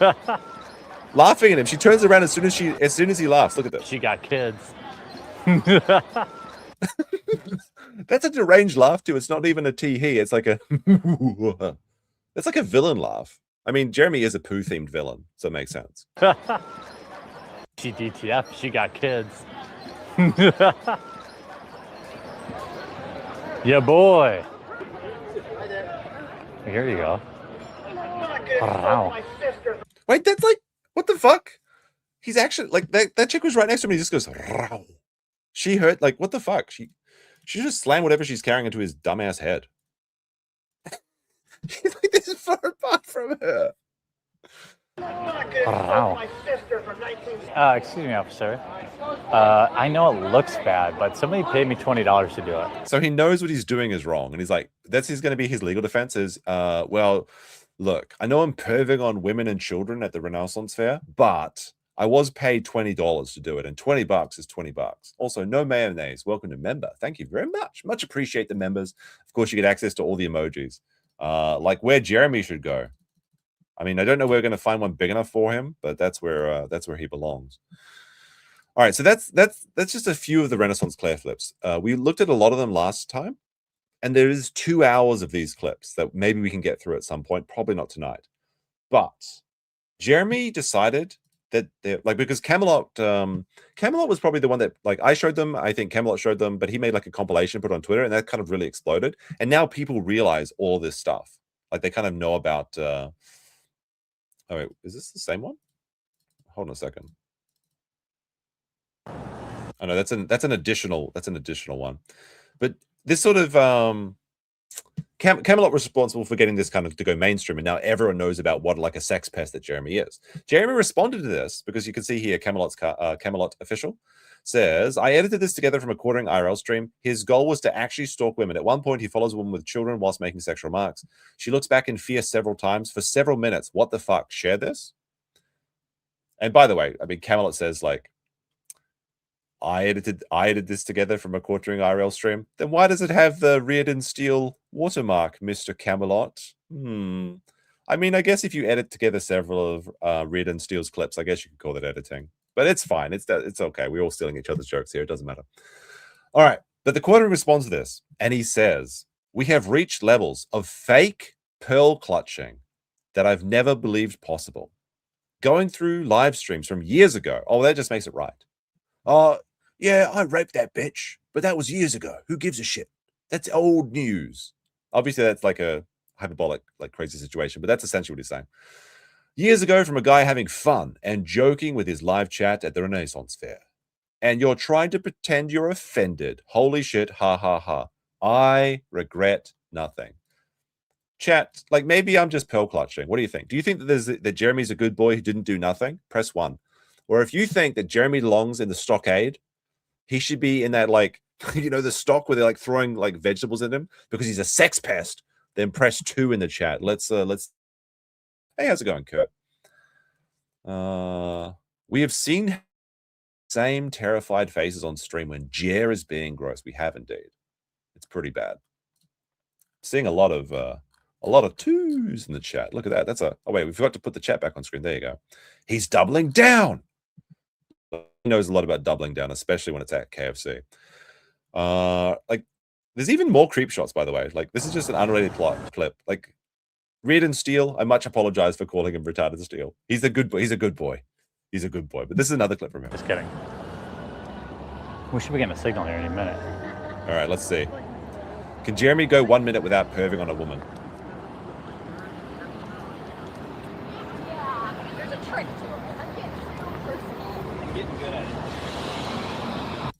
It's the creep shot. Like, is he just doing this naturally? Because he does. I'm not sure if he even says something about this. I think he's just like going past. His habit is to film women in public, but then he forgot he was live streaming. By the way, look at look at this shadow. Have you ever seen that? Wait, hold on a second. Let me see if I can find this. This is an old one. So I just noticed this particularly rotund shadow on the ground. Where's the original one? I can find a. Where's the original? God damn it! Holy shit! Let's see. Oh my god! I can only find edits of this. What the heck? I don't know. Like, does anyone have the original of this one? Hold on. What I'm looking for is, this is a very famous photo where it's like a 4chan copy pasta and you see this couple walking together and it's like a green text where it's like, oh, women only go with like assholes. I'll never find a love, things like that. And it's got the fattest shadow that looks just like Jeremy's shadow, but somebody's edited something. So I can't find the original video, the original post of this, but I think you guys know exactly what I'm talking about. It's an old meme. It's an older meme, soon, but it still checks out. Dear. All right. So let's go. I guess now we'll go into. You know what? Hold on a second. Let's go to one Brittany Venti clip. Okay, we'll go in. We'll have a bit of a break. We'll have a bit of a chuckle break. Then we'll go into the Bearing stuff because Bearing was a friend of Jeremy's, and also Trent Johnson. But we'll see this because apparently Brittany Venti did an entire stream checking out all of Jeremy's facial features. I guess because he said that she had hammerhead shark style eyes or something. We'll just watch one of these and see if it's any good. I haven't seen this yet. People saying Brittany's insufferable. I don't know. Her video. Let's see. 2 minutes. Quick, come on, just 2 minute Brittany Venti adventure chat. In and out. If it actually loads. Is my internet under attack? Hold on. That works. To the bearing video, and then we'll come back to this. They agreed. Oh, there it goes. All right, now it's loading. Good stuff. Agreed with me that he phlegmatic. He's Jupiter phlegmatic. face. They are known for being fat. They are the fat physiognomy. We do have the one clip where he brings his wife on stream and she shaves his beard. That's a pretty one-to-one with phlegmatic. This is a very woman moment, but I can't disagree with her. Like, look at the chin. Look at the double chin. Look at the forehead. Look at the tired eyes. It's a perfect match. And what he said about the phlegmatic Jupiterian face is that they are low energy, need a lot of sleep, they eat a lot, and what they eat is usually old bread, brown rice. So All right, well, he's right, because he is large. He does eat a lot of sleep, but he doesn't eat any green. So that part's wrong about the Jupiter face. he's eating. He's I grazing. heard that, I was like, so they eat literal cow feed? Stop. Not the bull diet. The bull's sharing food. Yeah, he actually said this. He said that the phlegmatic types. He's chewing his cud. He's out to pasture. He's eating like a literal cow, except cows are healthier. Types eat grain, whole bread, and rice. And he said they are the judge. They believe in like morality, social reform, and enforcing justice. That's why he's kind of like, he's gone woke now. It actually makes sense. So that's what I mean. These He's a things social manifest justice really warrior. weirdly. And a lot of them will be in legal service or they'll be priest, justice, order. So that's why he thinks he's like king of the castle, king of the castle. All right, I think that's enough of that. If you guys want to watch more of these clips, maybe we can fit them in. I don't know. Maybe there's some shorter ones. We'll see. Maybe later on. But speaking of Jeremy being a cow, I think I actually have one of these here, my misc ones. Let me see. Where is it? This was also dug up in the farms. But you can see here that Jeremy was actually in an old video on YouTube, Team Lossy 22 Buggy. This is like an RC car. And you can see this is a very young Jeremy because he still has hair. Okay. But you can see here it's Cow RC. You can't even make this up. This is just me magic. Our friend and longtime cow product user, Jeremy Hambly of the RC Nightmare YouTube channel, posted his video of his final detailed review of this car. Performed, yada, yada, yada. Team Cow RC. He's a Team Cow user. He's a longtime friend and cow. I mean, you can't even make this up. He's bovine coded. Alrighty. Oh yeah, there's a couple of other ones here. Just in regards to that, like the Renaissance Fair stuff. By the way, Jeremy did say that it was fun for him to kick the hornet's nest. So, like, whenever he complains about, like, oh, I'm under attack, people are dogpiling me, he literally is encouraging this behavior. Of course, he indulged in it for years, but now it's not so fun when you're the nail rather than the hammer. But we do have a couple of the clips here, but a bit weird in context of that he was perving on a 10-year-old at the Renaissance Fair. What is this one? Jeremy on lollies. Hell, I've defended people's right to be into lolly. I just want people to be able to get away from things and not be judged for it. That's a bit weird. With the context of those other clips. Well, let's see this one. Jeremy on CP. Let's see what he says here. It's more of a public service announcement than anything else.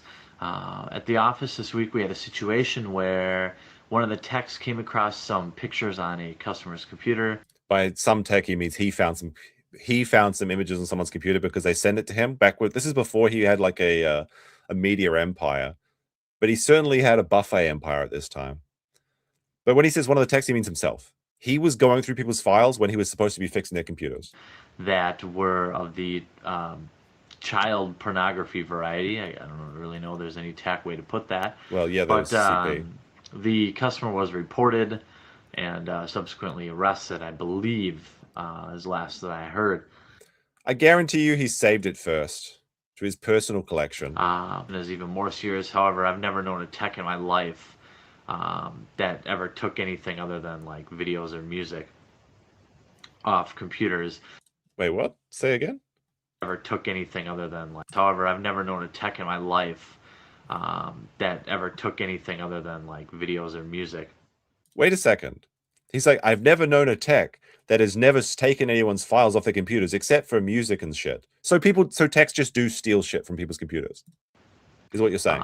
That ever took anything other than like videos or music. So the techs literally take videos off your computer if you get your computer repaired at Jeremy's computer repair place or whatever it is, such as the videos he's talking about right now. Off computers, but the point of this video is just to remind people that, you know, as techs, we read your emails, so to speak. He reads their emails. Right? That's I'm just illegal. saying it happens. Hey, look, so it's not if right, you have but I things do that it. you don't want computer techs to see, you know, you should delete them or rename them that you don't want techs to look at. It's a weird. You know, maybe change like the folder flash. name when you take it in if you can, or. So he's like literally helping people hide their CP. That's a weird thing to do. You know, I'm not condoning it. I don't think it's necessarily right. I believe it's an invasion of privacy, but that's really why, you know, I don't really do it anymore. But I what? So he did do it. He literally used to do it. He's like, well, I mean, I used to read people's emails and copy their videos and steal their music before I report them to the police. What the fuck? Like, arrest him! God damn it! How much more do we need to see? Guilty.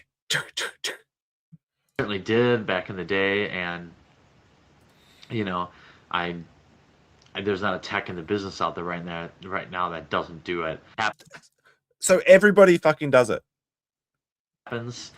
Like, what's with these flashbang edits, by the way? So if you have these sorts of things, remember that computer techs do look at other things on your computer. It's something. So he's just telling the pedophiles to hide their illegal material on a flash drive before bringing their computer in for a virus check or some shit because they're too stupid to do that themselves. Sometimes it's by accident.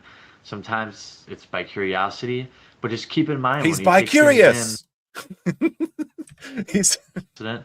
Sometimes it's by curiosity. That's a very, very fair interpretation of what you just said there. But just keep in mind when you take things in or boredom to get your, you know, you take your computer in and get it fixed. People look around. He needs to be fixed like an animal. By the way, speaking of animals, so when I was looking for that photo of the fat shadow, I typed in fat shadow meme. I can't show these because half of them are like literal inflation fetish stuff or some shit. But it's like Shadow the Hedgehog, but very fat. This is the only one that's like safe for work, basically. So I wouldn't recommend searching for Fat Shadow Reddit because this is the only safe for work one that I can show you. This one's actually kind of cute, but you know that people are gooning to it, which is disappointing. All right, so we'll get into the before we get into that, we've got Patty FPV. Do you actually do like first person drone stuff? Is that the FPV in your name, or is it just something else? He gifted 5 subs. Let's fucking go. Let's fucking go. All right, that's, god damn it, that's going to be in my search history now, searching for Fat Shadow. God damn it, I'm gonna have to. Well, I guess that's it for this install. All right, so let's go to the Bearing video. Now, Bearing does a pretty good job in just addressing the allegations that Jeremy struck down the Kino casino. But he does recap, like the first 6 minutes is like a recap of all of that. Of course, we know all of this stuff. So we're just going to skip to about this point in the video where he starts talking about his personal interactions with Jeremy. Now, for context, Bearing, he's kind of like an Aussie guy. He does like, I guess, commentary videos, talks about things on the internet that are funny, like most of us do. But he used to have a podcast with Count Dankula, Jeremy, and himself, obviously. So he's like, you know, for like a long time, I think it was like 10 years or something. So hundreds of videos that they've done together, and you could, I guess it could be considered internet friends. So when he comes out, I'll play the beginning. I'll play the beginning because he does say that like, that he was going into this telling Jeremy that he was going to be doing it. Then we'll jump back to 6 minutes. All right, we're going to talk about it. We're going to address the elephant in the room. The Quartering or Jeremy versus Kino Casino or Andy Warski and PPP. Now, this is not going to be a normal video. This is a bit of housekeeping. And when I say housekeeping, I don't mean sweeping. I think Jeremy has majorly fucked up. Now, what That's what I wanted to include there. Jeremy, you fucked up. Even your friends, I guess they're probably not friends anymore because they're not loyal. They're disloyal, bearing. I made you. But there you go. He thinks that Jeremy fucked up. He fucked up. Been following this, you've heard all this fucking shit before, but I promise we're almost done. Then I can take a breath and I'll add some more stuff. PPP tweets, well, short to his word, Quartering flagged down our entire clip channel for ban evasion. He really is the most pathetic worm, blah, blah, blah. Then we get the Andy Warski video we saw before, and Jeremy tweets this birthday card, which is made out of cards. Now, I just want to... By the way, it's not just made out of cards. It's obviously casino themed because you've got like the cards, you've got the game boards, you've got dice, you've got chess things, you've got poker chips in the back. It's very, very clearly casino themed, not just card themed. Point out, I haven't seen anyone else point this out, but these two tweets are only 31 minutes apart. You've got 10:20 and... Actually, I think everyone pointed this out, that the tweets came out really close to the casino clip channel getting deleted. You've got 9:49. Now, again, this might be timery dues, weird fucked up Australia time, but fancy that, 31 minutes apart. The casino gets banned, and Jeremy tweets his casino-themed birthday card that says, you are kind of a big deal. I don't think that makes me a conspiracy theorist. I think that's a bit sus. So anyway, as soon as this happens, the boys get back on stream, make a big song and dance about how the clip channel, which was apparently ran by their editor, like the editor was getting all the money from the clip channel monetization, was taken down. The channel... By the way, they've started a new clip channel, I believe, on Locals, which I think had over 100 signups, which I think is like Locals. I don't know much about it, but it's like, what is that, $5 a month? So it's $500 a month that is going now to their clip channel. Flaked, who, he was getting $10,000 a month apparently before this all went down. But it's good to see the supporting for the fallen in the old clip flagging wars. Was banned. It was terminated. So Jeremy starts going, me? It wasn't me. Wait, Jeremy only has 111 subscribers on Locals. I don't use Locals, but that's pretty embarrassing since that's like his home turf.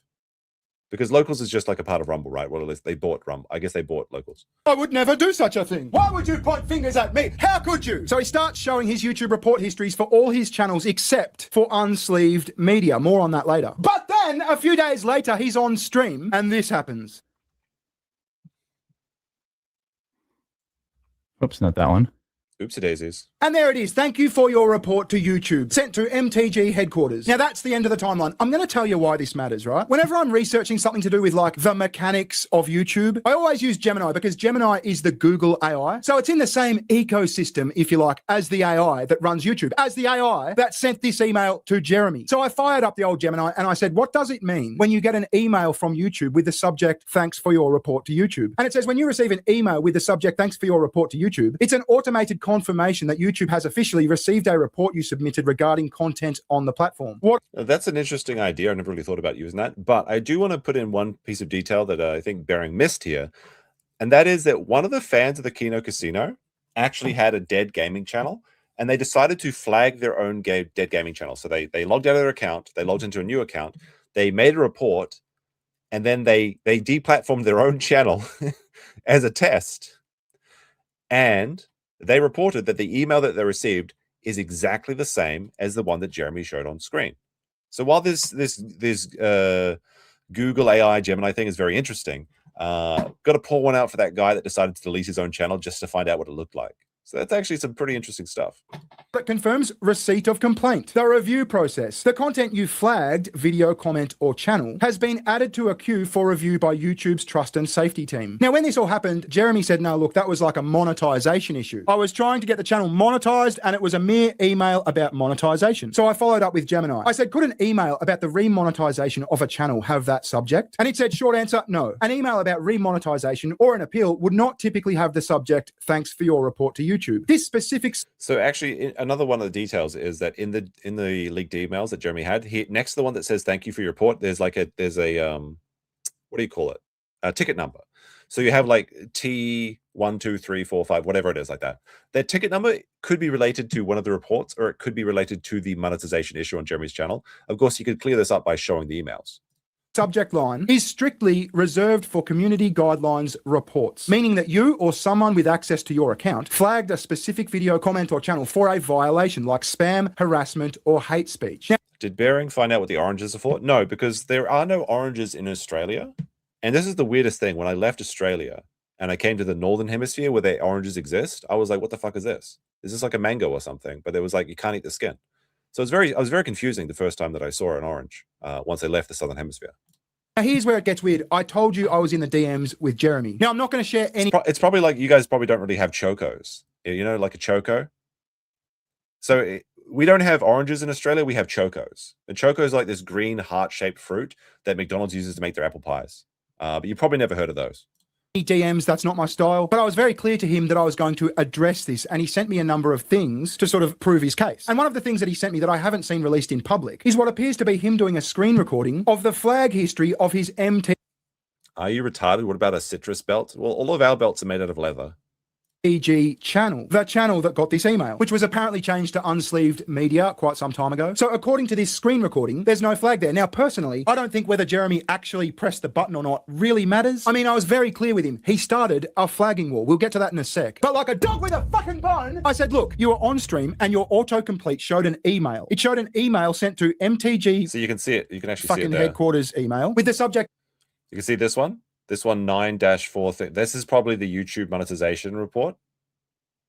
But this one clearly says, thank you for your report to YouTube. Line, thank you for your report. No, Chocos aren't Chicos. Like, hold on. They have a different name. Chayote? This is, all right. This is what I'm talking about, chat. Okay? How to Grow Chocos in Australia by Yates. This is what we have, okay? These whatever the fuck these are. Okay? This is a choco. It's a very real thing, okay? But maybe they're called chayote, I guess. How to grow choco. Chocos are a creeping way back into Australian gardens, once commonly grown as a lunch and leafy cover for background sheds and bare fences. This hardy fruiting vine is making a comeback. Chocos are easy to grow and care for. All the plant requires is support of a trellis to climb on its way, and there away it goes. There you go. There's the choco report, okay? How to start a choco vine. See, they kind of look like hearts. They're kind of weird. Or like a ball sack, kind of, honestly, now that I think about it. They're kind of like green Martian ball sacks. They're like flavorless, too. That's why they use them in McDonald's to make the apple pies. They're just like a fleshy, white, flavorless fruit. Can I see that email? Can you show me this email? Can you help me understand this? Now, he tells me he did a search of his inbox and the email doesn't exist. So, I mean... But that's like... All right, this is the interesting part. So now we're getting into the private DMs and we're getting away from the chocos. Sorry, I actually have like PTSD from chocos, which I've talked about on stream before. Chocos! Anyway. So Bering DMs Jeremy and he says, look, I'm going to have to talk about this. There's no way I can't do that. Can I see the email? And Jeremy's like, the email doesn't exist. So Jeremy must have gone and deleted the email preemptively in case he has to show his email inbox at some point in the future. Fuck, at the risk of sounding like a fucking feminist, I feel like I'm being gaslit. The email exists. What do you... Like, yeah, this is just... Jeremy can't be this stupid to think people believe this. Now, he tells me he did a search of his inbox and the email doesn't exist. So, I mean... Fuck, at the risk of sounding like a fucking feminist, I feel like I'm being gaslit. The email exists. What are you talking about? We all saw the email. Now, maybe the email has been deleted or something. I don't know. But the email was definitely fucking there. Now, as I was saying, I don't think this really matters. I don't think whether Jeremy pressed the button or not really matters. I mean, that's like very true. And a lot of people have been dialing this home. Jeremy, by threatening to do this, has greenlit and encouraged anyone that wants to start throwing flags. And the Kino Casino has a lot of enemies. Apparently Fees is still mad about the feesing and everything. So yeah, by saying these things, he's given all of these people license to start throwing the nukes. And like I said, when the nukes start flying, there's just a radioactive wasteland left where everyone's destroyed except the cockroaches, who are the only people that survive, which I guess is what Jeremy wants, because that's what he is. Fucking, what was it, 28 times? Yeah, I think is that 28? Are we going back to counting again? 28 threat. Oh, by the way, I thought somebody told me that Nicholas Dioro shouted out my stream or something. I didn't get to see it though, because he always like members only his streams though. I'll have to check that out at some point.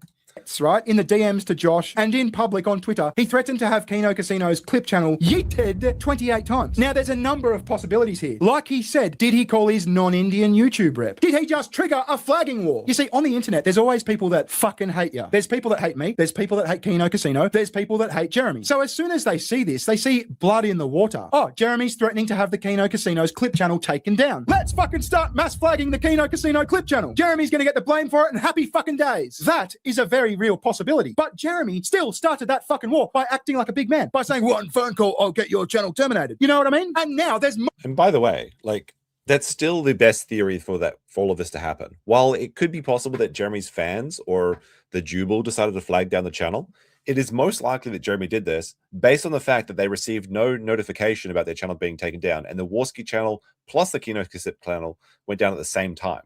Now, apparently the review for this is still ongoing, but it's kind of like a complex unbanning process, and maybe they'll just be banned forever, who knows.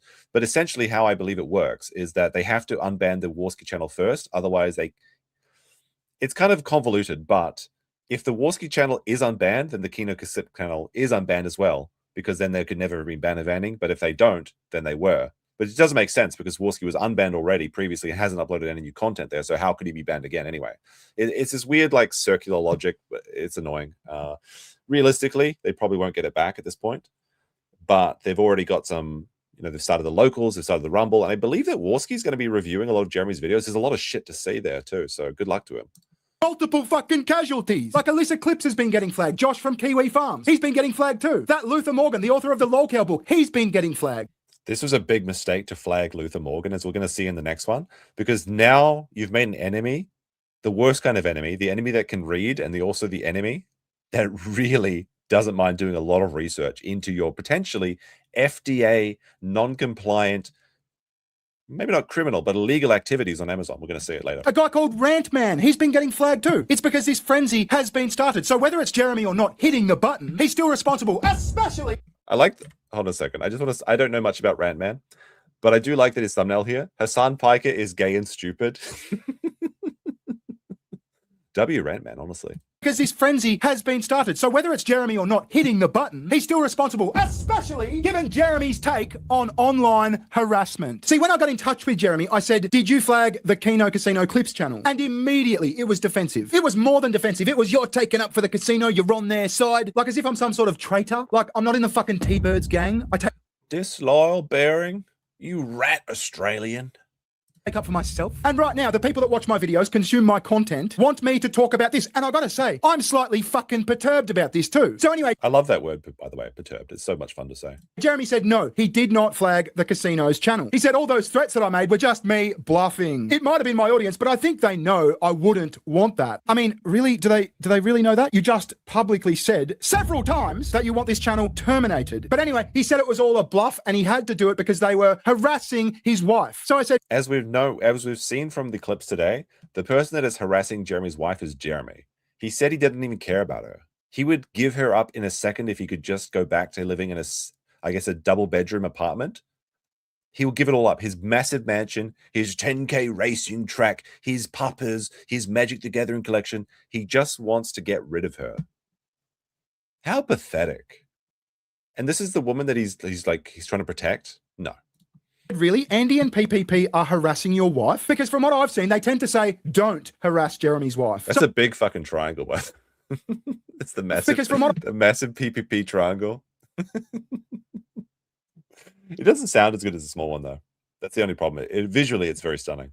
I've seen, they tend to say, don't harass Jeremy's wife. So I asked him, can you show me? Can you show me an example of this? Help me understand. And the response was, just go look at the farms, as in Kiwi Farms. So I said, wait, you're talking... So Jeremy has no evidence of them harassing his wife. Actually, the funniest thing, hold on. I mean, the Quartering may have already deleted this. This just like sparked up in my brain for a second. So oh no. Chat, can we get some Fs? Can we get some Fs in the chat? I didn't realize, because I only really see the Quarterings Twitter in screen caps from other people. So I had no idea that the Quartering has blocked me.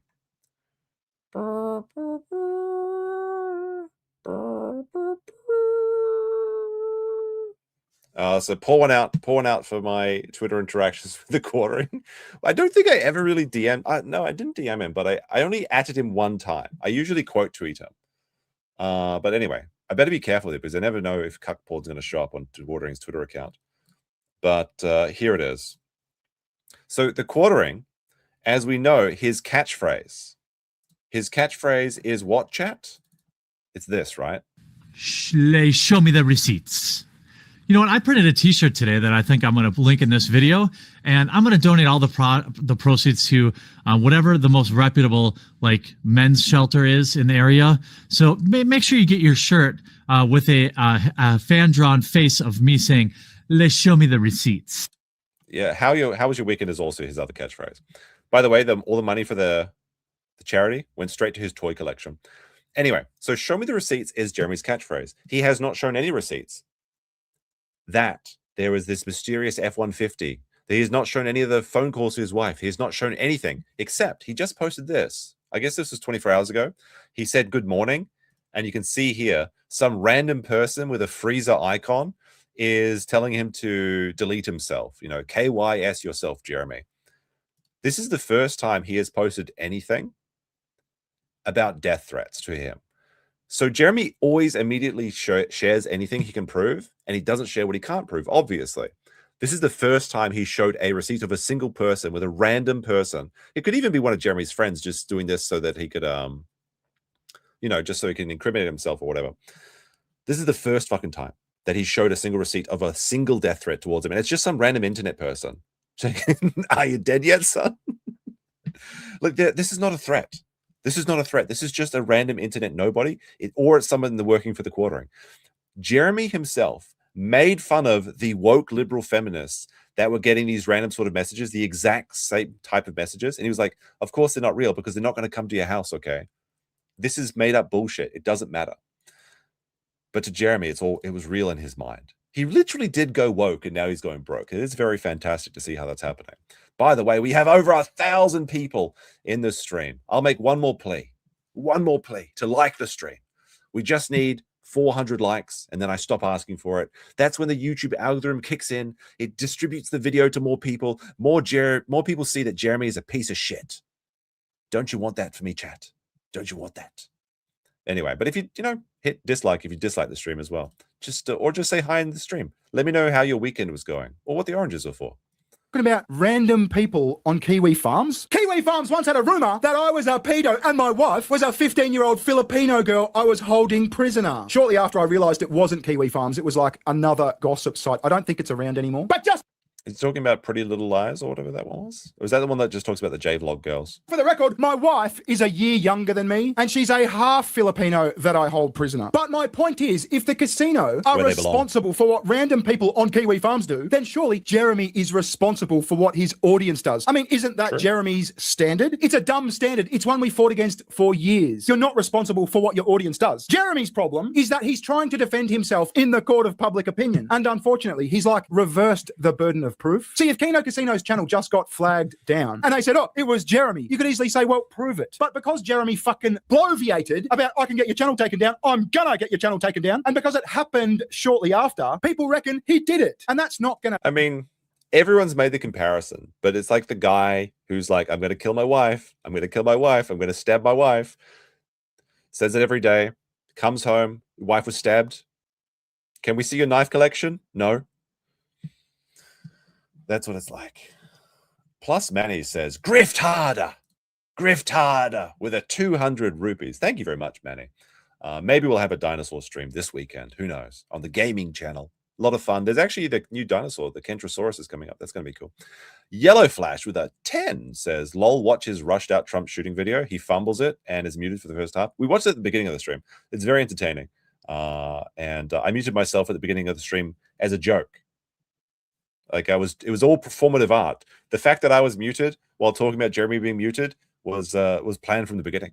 But thank you for the support, Yellow Flash. a change because it's very hard to prove a negative. I mean, there's several factors here. He started a flagging war. He said he was going to call his non-Indian YouTube rep. Yeah, like realistically, there is no way for Jeremy to prove his innocence because we can never know if he has a mysterious account that we just haven't seen.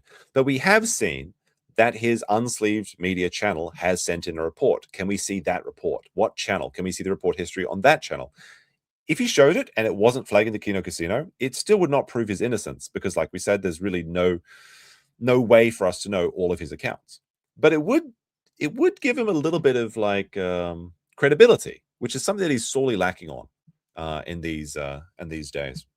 YouTube are sending him thank you for your report emails. You're fucked. So I suppose I'll address Jeremy directly. Listen, Jeremy, stop taking yourself so seriously. You're a YouTuber. Being a YouTuber is fun, and you're not having fun, which radiates in everything you do. You can't. He's not having fun. He's radiating a stinky aura. Can't control what other people say about you, and trying is going to lead to a bad time. Just look at the last couple of weeks. Being a content creator is easy. It can be stressful sometimes. I understand that. You can worry too much about numbers and stats. You're ever aware that your whole platform and livelihood could be yanked away from... Hey, look, Bering's just not telling the truth here. This is a very hard job. Like, sometimes you just wake up in the middle of the night and you just have to make 150 original transformative shorts, okay? You just have to. You just cannot do that. At any moment, which is what makes all this so fucking egregious. The casino's editor, as I understand, was the owner and sole beneficiary of that Clips channel. He's got a family and his livelihood was just taken away. I'm sure this is a hard thing to hear, but you seem to be spiraling. I can see it in your mannerisms. I can see it in your appearance. I can see it in your interactions. We can all see it in your nightly rage tweets that inevitably get deleted the next morning. You gotta lay off whatever it is you're doing, which I assume... Apparently it's handfuls of fireball, or firebull, as people are calling it. Is too much alcohol. And this is such a like a real moment though, because like he's like, literally we can see the corruption going through your mind and your body. It's like, it is like the corruption, right? The corruption of being a sleazy, soulless worm blob that rolls downhill. The path of least resistance to success is what Jeremy is. And it reflected in his very face. It's ironic. Well, not really. It's poetic, I suppose. I'm not saying that from a high horse. I had problems with alcohol like 4 years ago, to the point my doctor said, listen, sport, if you don't knock it off, you're going to get liver troubles. You can hear it in my videos from back then. I'd lost my spark. His liver is under attack. Now I don't drink at all. I'm physically fit, and with that comes mental clarity and stability. I've got my spark back. It's really fun again. Think about taking some time off. You've got the money to do it. You've got a wife. You've got 3 dogs. You've got acreage. Work on your physical and mental health and come back for the redemption arc. Everyone loves a redemption arc. And a good faith effort to help the boys get their channel back probably wouldn't go astray. But do you think that Jeremy has like tried to get their channel back? Like, do you think he's reached out to his contact and said like, please restore this? And now he's actually fucking panicking? It may be the case. Or is he just doubling down because he thinks he's the smartest person in the room? I mean, he's certainly the smartest person in his room, at least when the dogs are outside. Need to get your spark back. I hope you get your spark back. The Jeremy of 5, 6, 7 years ago, the guy who built that 2 million subscriber channel, he'd agree with me. Flagging videos between YouTubers is especially egregious. You can only see a beginning of the corruption here. Wait a second. We're gonna bring up the old crime lab for a second. We haven't used this in a while. The MS Paint crime lab. Let's have a zoom in on that face.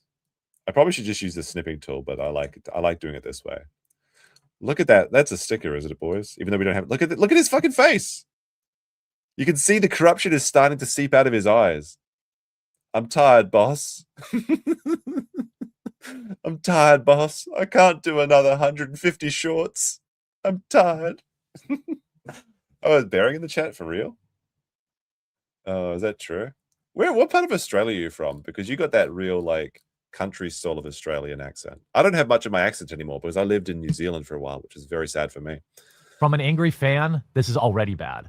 But from another YouTuber, it's about as egregious an offense a YouTuber can make, in my opinion. Get out in front of it, apologize, do what you can to make things right, and then take a week off. Get off Twitter, stay off YouTube.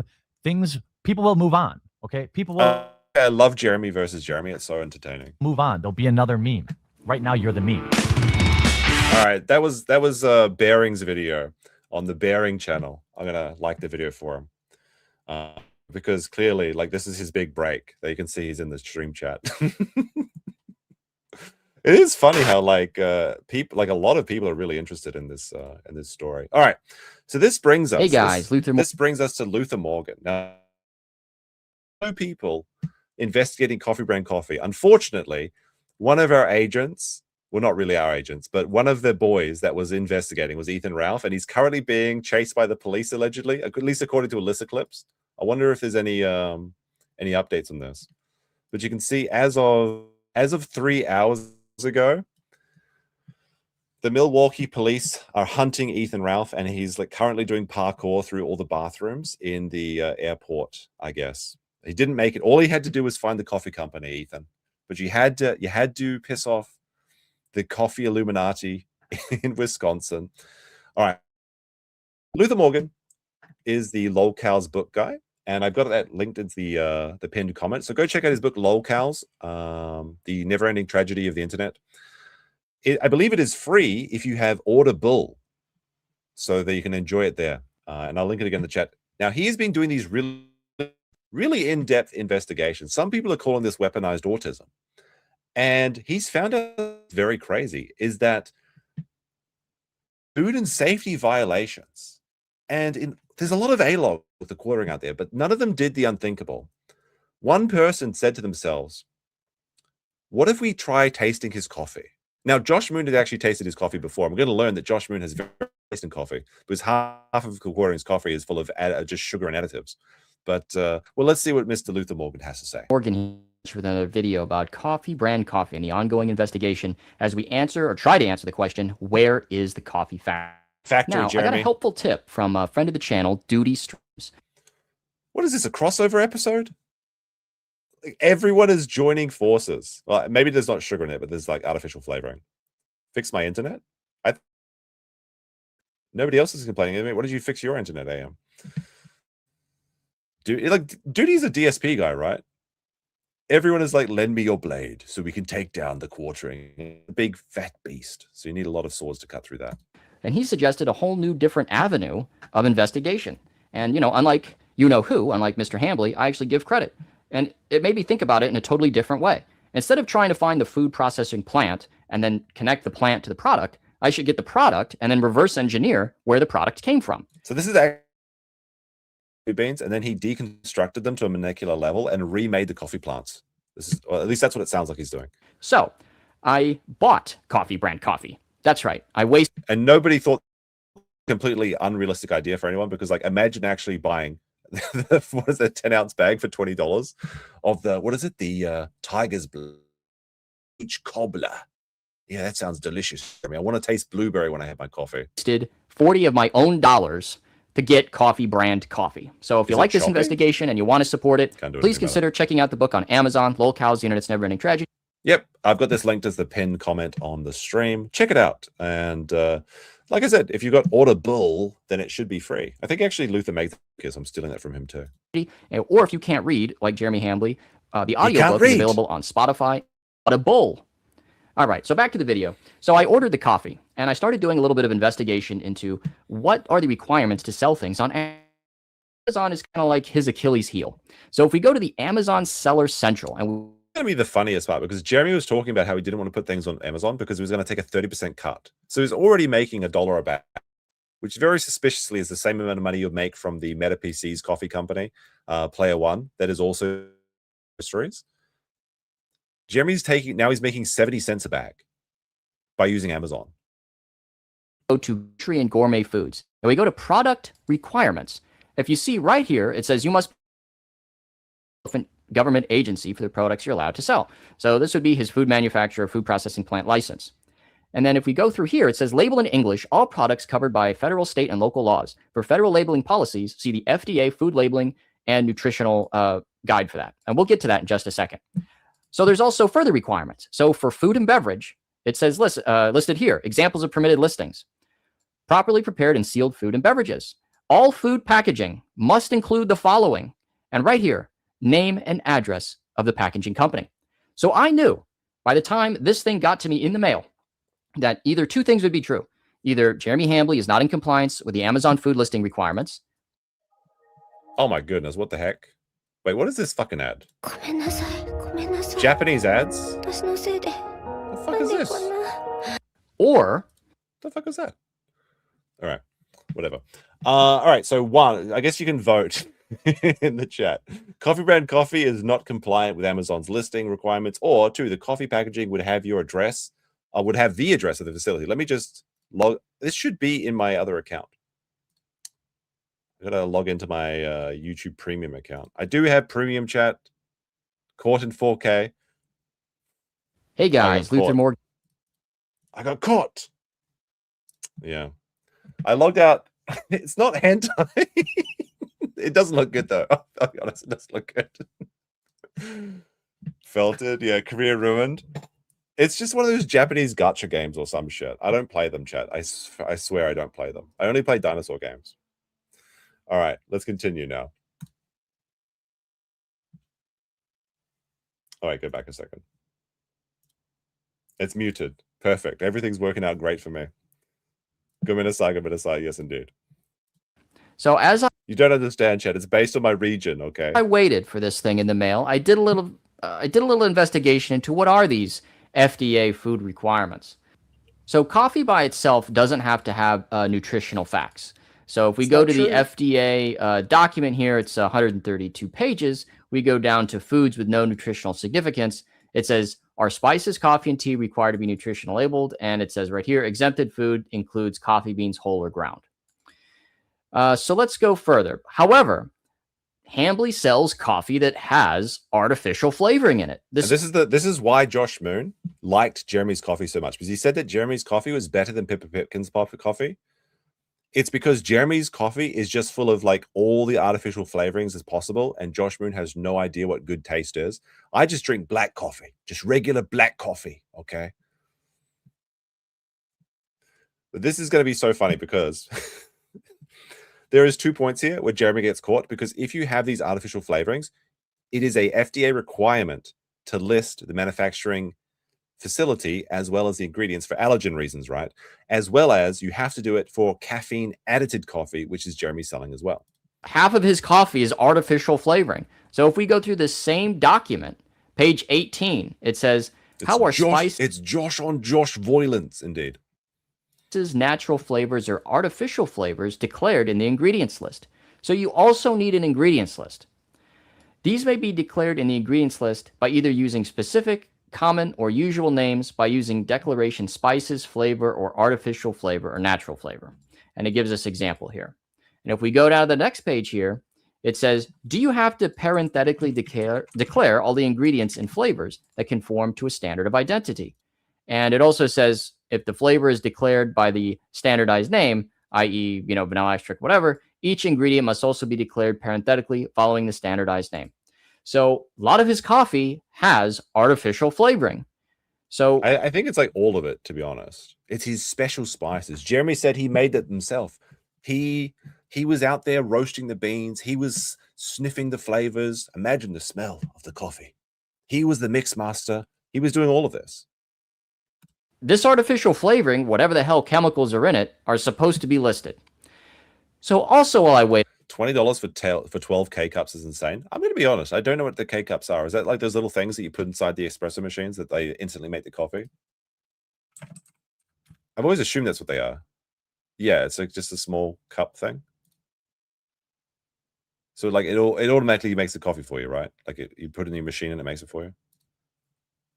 On the coffee to come in, I did a little research into what are what's the coffee trade information websites. What do they say about this when it comes to coffee labeling? And we have 3 sources of information here because I wanted to be extensive.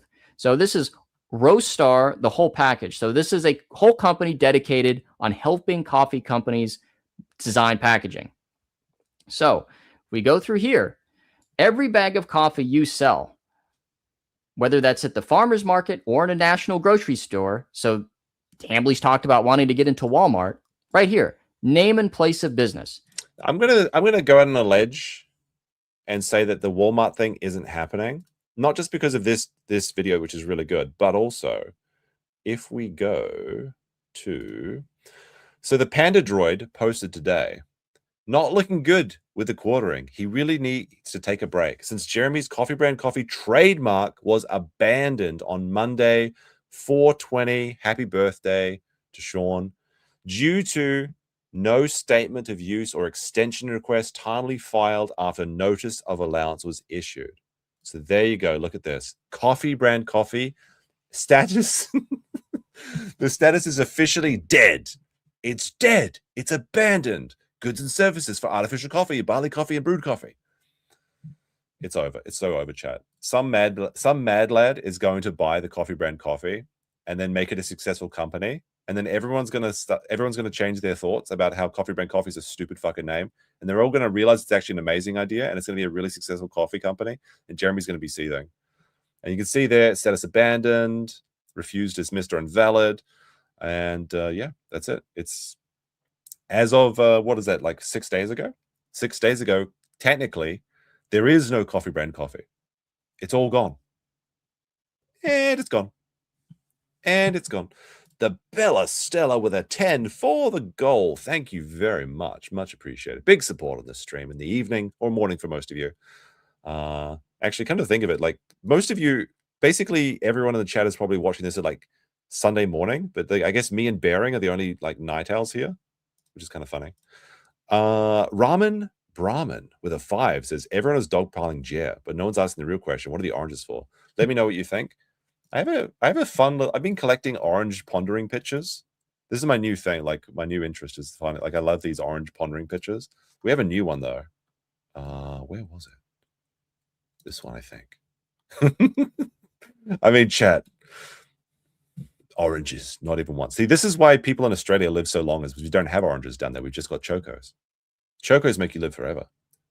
But that's not the one I was looking for. Is it this one? No, wait, I clicked that one before. It is. Did I not upload this one? I had like another orange one. Oh no, it's over here. Here it is. This is what oranges do to a man.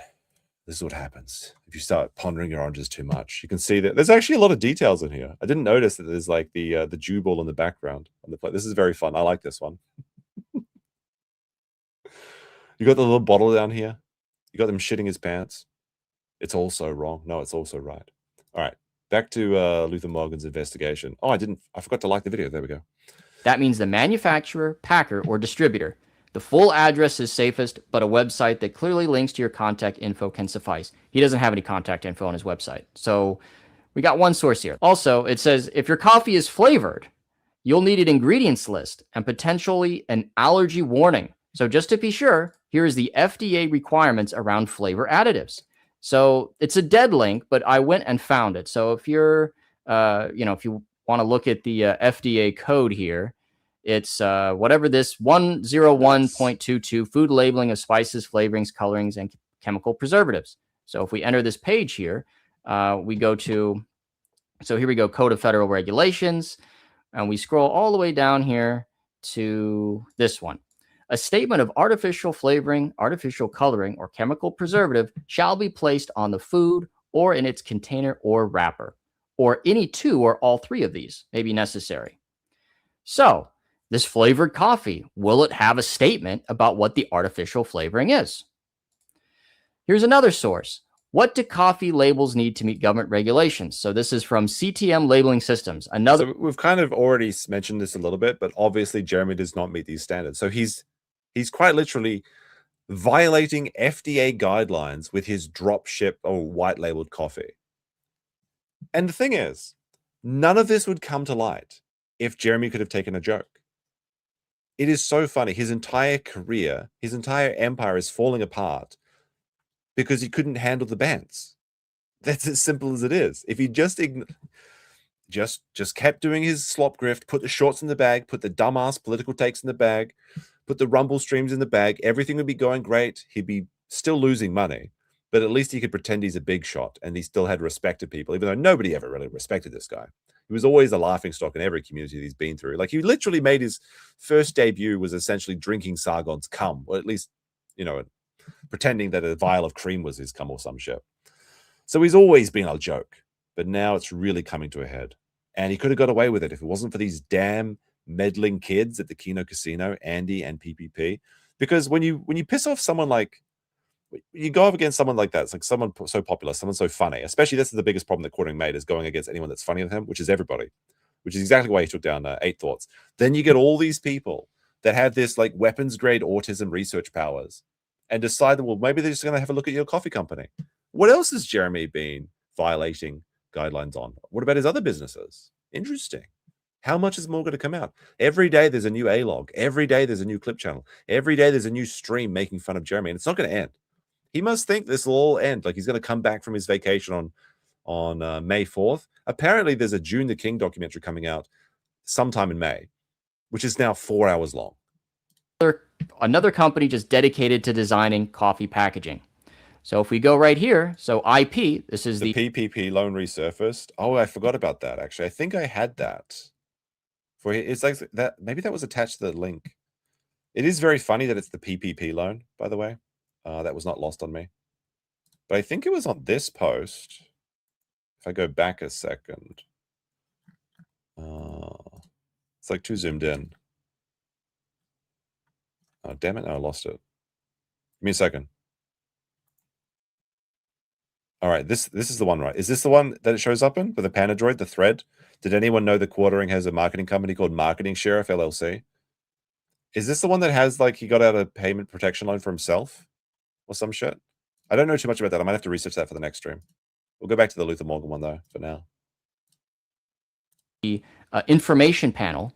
The IP requires an ingredients list and contact information for the producer or distributor. And it says here, the ingredients are listed in the order of highest weight to lowest weight. So let's also get another one in here. So they're listed by fat. This is Durapack, FDA labeling requirements for coffee. What do I need in the nutritional facts panel? No, the PPP in this, like, I'm not sure if you're just joking or not, but PPP is obviously the co-host of the Kino Casino, which I think stands for People's Populist Press. But he mostly goes by Ashton, I think, these days. But the PPP loans were the payment protection loans that were offered by the American government during COVID.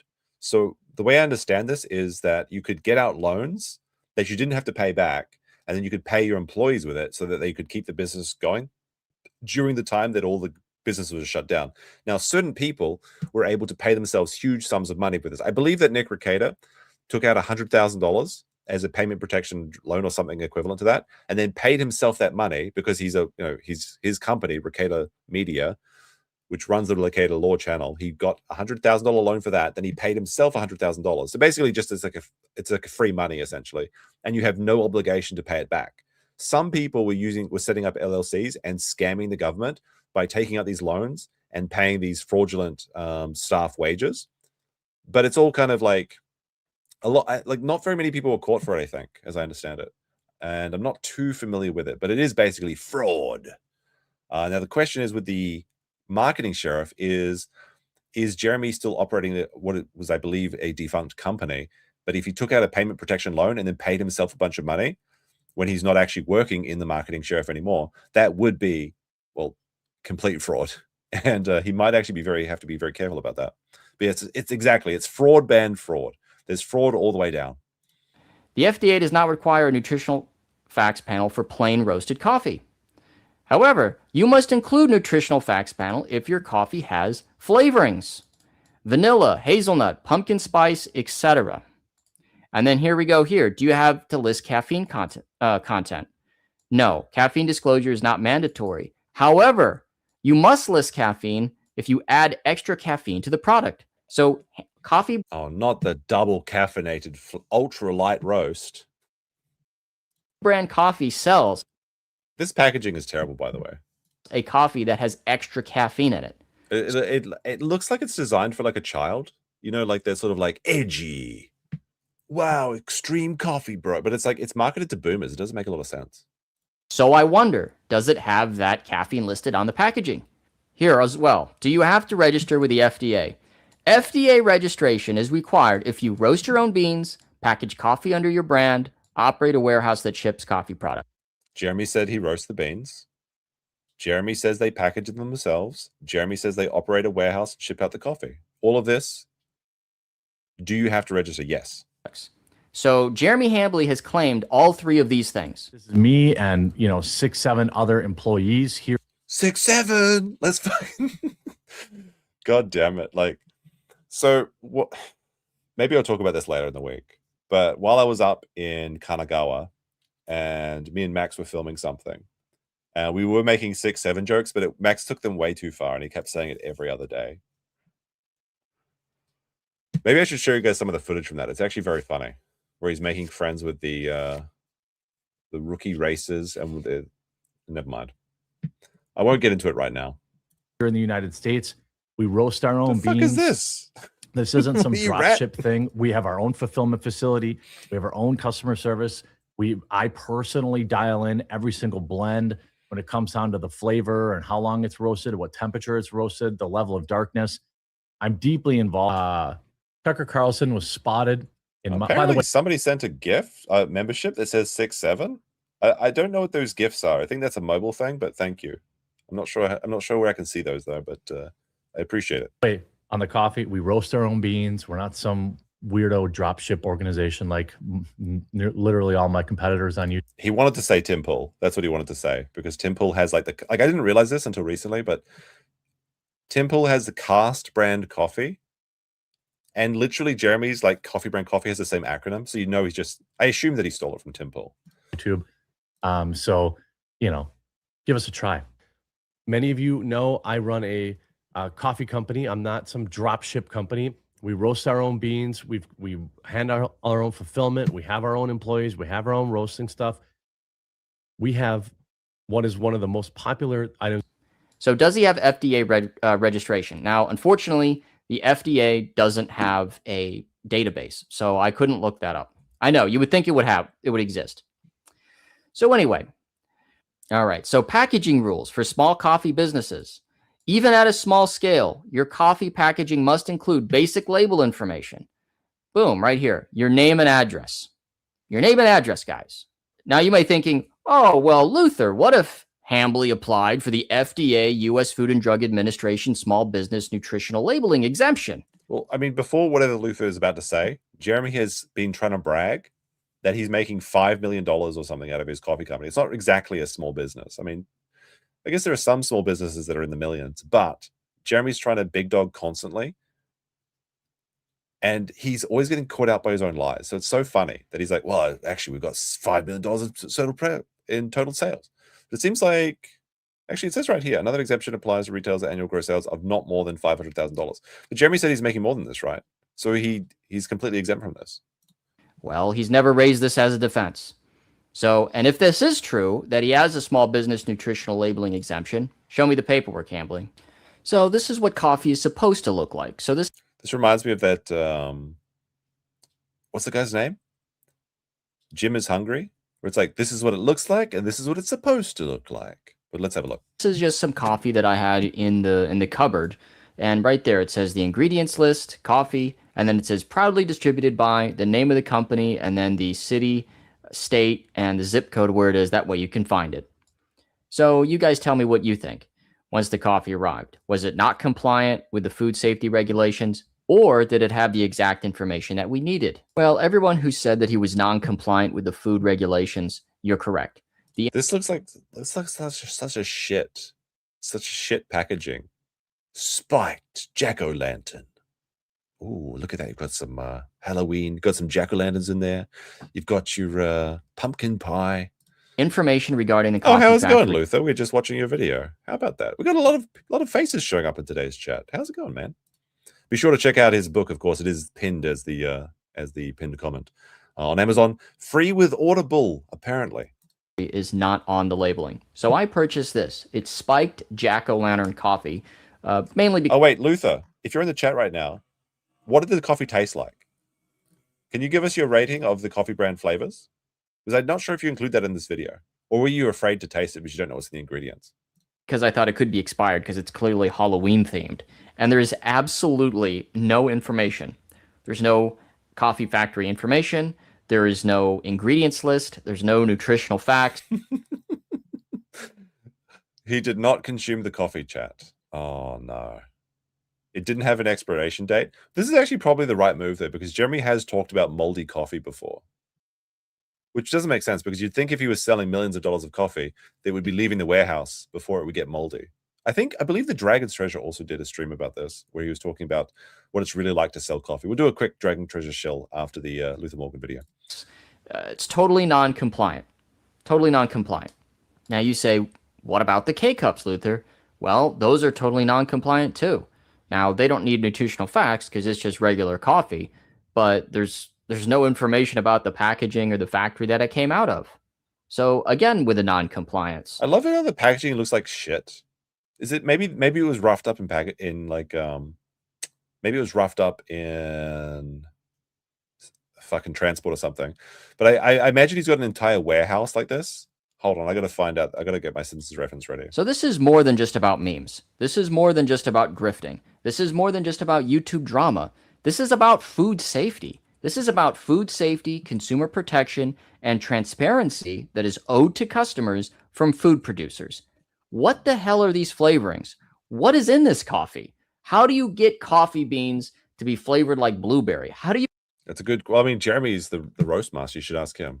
I guarantee you that the coffee... This is the coffee brand coffee warehouse.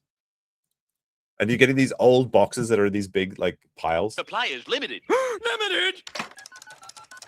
Do you have any of those microphones left? Yeah, a couple. This is what's happening. This is Jeremy. Have you got any of those Mother's Day boxes left? Oh, yeah, maybe a couple. There you go. Oh, look at that. There's a new crocodile video. I'll enjoy that later. You get coffee beans to be flavored like pumpkin whatever. What's the ingredients? Why won't you share it? Why won't you tell us where the coffee factory is? This is a good this is a good question. Like, I would have thought that you would have gotten by this. Like when you when you ordered the coffee, I would have thought that it would have just had all the information because it's just a standard thing you have to do. What is Jeremy hiding? Is he just stupid? I thought he was a big businessman. Is there going to be additional videos coming out, by the way, Luther? Why won't you show an FDA certification or your local state food regulations? Because I've tried to look in both Utah and Wisconsin. We already covered that. I wasn't able to find a food manufacturing facility. Why don't you want to share this information? Because I can tell you why. It's because he knows that the coffee beans are gay. They made them political. And he's selling woke coffee to people. Apparently, there's a part 3 looking out. So if you guys are looking forward to part 3, then definitely go over to Luther Morgan on YouTube. I'm subscribed on my other channel, but this is my other YouTube channel. This is my gaming channel that I'm watching this on. Okay, so I promise I'm subscribed on my main channel, Luther. You just catch me, okay? But we had an ad, so I had to switch YouTube channels. That's why I wasn't subscribed. Now I'm subscribed to you on all of my channels, allegedly. Because what if someone has a food allergy? What if there's contamination at the plant and you need to do a recall? How are you going to do that if there's no information? I mean, people could get hurt. People could get sick. Like, this is more than just internet stuff now. Food producers want to be able to do what Jeremy Hambly's doing. They want to be able to just put stuff out there in the marketplace, don't give the consumer any information, and then if people get sick or people get hurt or people have an allergic reaction, they can't trace it back to them. This is why we have FDA certification. I mean, he's already infected the entire Walmart with pink eye from the shartening and the trail of smears. This is why Amazon has labeling requirements. Is that why he had pink eye in this video? In Bearing's video?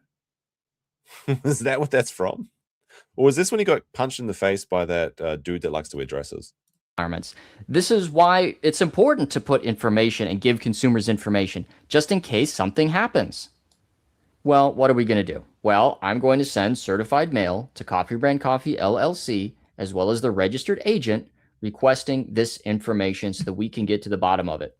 Now, certified mail costs money. People don't want to do that. Totally get that. Well, wait a second. Wait a second. Wait, I'm going to have to break out the crime lab for a second here. So we'll have to say goodbye to this Jeremy face. That would make a good sticker, though, but we're not on Kick. Let's enhance this scene for a second. Did you guys notice something? I'm noticing one detail here. Let me just bring this up real quick. The Utah or the Utah compliance.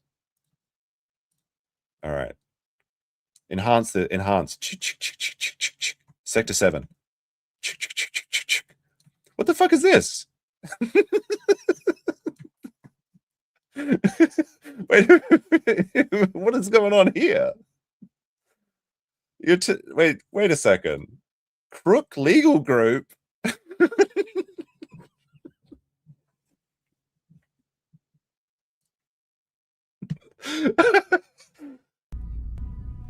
You can't keep getting away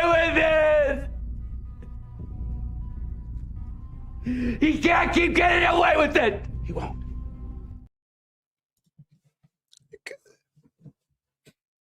You can't make this shit up. Level 1 crook. Oh my goodness. Apparently that's the Ricada law firm out in Utah. Oh my goodness. That is too funny. But wait, how does the entity name Coffee Brand Coffee LLC exist now that the trademark has fallen out? Did you see this, Luther, that he forgot to refile? So technically, you could register Coffee Brand Coffee because his trademark status is dead and abandoned. He didn't refile it on Sean's birthday, which was the 20th of April, apparently. The contact tool that's available for the general public is the email address, hello@coffeebrandcoffee.com. Now, do not flag the Quartering. Do not flag any of his information. Do not flag his... You can operate a business without a trademark? Yes, but couldn't you buy the trademark and then open your own Coffee Brand Coffee? That's my real question. Stuff on Amazon. Happy Don't birthday, do Sean. anything that breaks the terms of service or is illegal. Go to his website and request through the proper channels in a nice, polite, professional email, where is the coffee factory? Crook is the lawyer's name? There's no fucking way. Like, that's just like an ice cream man being called Cone or something. Come on now. Like, imagine your name is Crook and you go into the legal profession. I like lawyers that aren't crooks. I guess that means there's none of them because they're all fucking crooks. Even though most of my friends are lawyers, apparently. Coffee Cat. So this is a person that loves coffee. That's adorable. They get a little, with a 10 says oranges? Question mark? What are the oranges for, chat? That's what we need to do. In fact, how about we all do that together right now? Hey guys, so here's my email. Hello. There's a very cheeky detail in this email, by the way. I purchased your coffee on Amazon. It did not have an ingredients list or nutritional information. Please provide what flavorings, artificial or natural, are in your coffee. Please send the location of the manufacturing facility. I will expect a response in 5 business days. Have a good weekend, Luther. All right, very cheeky to put in the have a good weekend. Morgan. So this is a totally above board business inquiry. And this business, Coffee Brand Coffee, the only way to get in touch with them is via email. So if I email them and you email them and everybody else watching this video emails them, we might just learn the truth because we're consumers and they're a food manufacturer. We have a right to know where our food is coming from. Wouldn't you say? And just a little side note here. I am so sick of free Hannah Claire. Why doesn't Hannah Claire free herself? As far as I know, she's Hannah Claire, bro. Say it ain't so. not locked up in Jeremy Hambly's basement. How about you ask your corpulent man-child boss where the coffee factory is? How about you ask him why he doesn't give nutritional facts, why he doesn't provide consumer information, why he... Also, look here. It says right here, crooks opposing yet another threat to EV adoption in America. There's crooks all over this place. But here's the question, chat. Vote 1 if you think that Hannah Claire will be back on the stream on May 4th. Or is the break from the streaming cover for Hannah Claire leaving the show entirely? Press 2 for... Sorry, 1 is she's not coming back. 2 is that she's abandoned the show. And 3 that the show just never returns. Maybe I skewed the polls a bit there by making a mistake. He's hiding where his coffee factory is. How about you ask him those very, very important questions? Because everyone wants to say they're a journalist. Everyone wants to say they're an investigator. Everyone wants to say they're a truth teller or a truth seeker. Well, how about you actually get off your fucking ass and ask him some of these tough questions? You don't have to ask him about his bedroom life. You don't have to ask him about internet drama. But this is about food safety. What if someone has an allergic reaction to whatever the hell is in this coffee, whatever flavor? Yeah, like if you're allergic to bullshit, for example, you can't drink a Coffee Brand Coffee. He puts in here. This is important. So guys, the search for Jeremy Hambly's coffee factory continues, and I will let you guys know and keep you guys up to date if I get any response from Coffee Brand Coffee. But we have to keep searching for the truth. We have to keep asking for this information and keep looking. So please please subscribe. If you want to support the channel, I appreciate everything. If you don't want to buy the book, that's fine. Just give me a like. It really helps me out. Thank you so much. Till next time, have a good weekend. All right. So yeah, go buy the book. Or at least if you've got Audible, just go download it. You know, it's not going to cost you anything. if you've already got a subscription, I believe. And it does send a few pennies Luther's way. He's putting in God's work at the moment. Check it out, the locales on Amazon. There's a direct link for you. Some good stuff. Very much looking forward to part 3 as well for that. All right. Now, let me see. Where are we now? Need to go back here for a second. Patrick says, God bless the goal. God bless the goal. Yes, indeed. All right. We'll have a quick shill for the Dragon's Treasure as well, because we do have 1,000 people in the chat. Apparently, I think I caught the tail end of Mr. Medica's stream. Actually, we'll play this first. Because I'm trying to talk about this. So Jim was streaming today. He had a quick segment on the quartering. Connor. Hey, Jim. Hope you're feeling good. Have you heard about the Kino Casino and quartering drama? So this is what I am up to date on. And again, I might have details. This is what I understand. So Kino Casino have like a Jeremy segment or a quartering segment. And they've done it, I think, fairly consistently, right? Like he was one of their jokers or whatever. So I'm guessing for a couple months, maybe more. And then quartering made like threats saying he was going to start taking down their shit. And then their clip channel, which I don't know if they run it or if it's like somebody they know in their Discord runs it. Yeah, so they obviously claim that it's run by Roan and all proceeds go to Flaked. They have made the statement that they have not taken a cent from the clip channel, which surprises me. But their clip channel got taken down. And it got taken down like exactly when quartering said it was going to get taken down, and in a manner that would indicate he did it, right? It was like a phone call to somebody. And then like quartering then tried to say he didn't do it, but everybody's like, don't bullshit us. Here's what I do know. I mean, I can't speak for YouTube. It's so fickle, right? But from my understanding, Kino's got a very solid audience that makes quite a lot of money. And they may be the highest earning stream on Kick. I guess they're competing with like Aiden Ross or something though, but like, yeah, they pay a lot of fucking money. Highly doubt Kick gives 2 fucks about anybody from YouTube or Rumble, right? Isn't that where Jeremy streams? Or Rumble doing anything about this. By the way, when it happened, I noticed this. I think I'm one of the few people that noticed this. But when the flagging started about 2 weeks ago, it seems like so long ago. It feels like it's been going on for a very long time. Quartering started to repost, and then he even said like, oh, Jim would be so disappointed in the Kino Casino and things like that, which is just ridiculous. He's still sucking up to people. Just those like sneaky little requotes like, oh, I side in this situation. Obviously, nobody's on the side of a flag it. They're not going to take Kino Casino down. I mean, yeah, he could maybe get a clip channel down on YouTube. He will never they're not going to take Kino Casino down. They make too much money. They have a good audience. What exact reason would they ever get taken down? Apparently I'm roboting a lot. I don't know. Maybe it's the internet. I don't know. As for, and I don't know, I taken down because this is true. He also, yes, he did try to deplatform Jim multiple times. And he would even joke about it, like throwing in like the fortune chat sort of things. Look, it's poverty brand internet or whatever. Maybe the neighbors are going to sleep and they're turning off their Wi-Fi, okay? Previous commenter mentioned something to that effect. Like I said at the stream, very shit to do. You know, I don't like I'm going to take everything down and I'm going to fuck up everything you do because you've pissed me off. That's my take on it. That's how I felt when it personally happened to me, and that's how I feel when it happens to other people. From Greasy Soul. All right, that's a good take. There you go. There you go. All right, so the Dragon's Treasure, which is kind of weird and sus. But anyway, oh, look at that. Tea Times End, the new fragrant inspired white tea. Now, I heard from the treasure, there's all, look, they've got anime girls as well. So I know you gooners are like this. Where is the apple cider tea? This is apparently the best tea. Here it is. So this is apparently the best girl tea, is the Dragon's Treasure apple cider tea.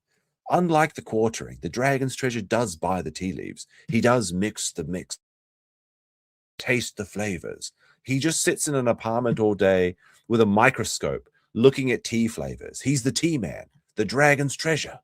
It's a haven for anime and tea lovers. Look at this. It's a herbal type tea. The taste of apple cider brings us to this amazing treat, packed with a delicious tea of apple cider taste, mixed with its own special kick. Try this uniquely tasting herbal infusion. Gouda bad. But the Dragon's Treasure, he's a good guy. He went against his own economic interests by denouncing Ricada. He was dislodged.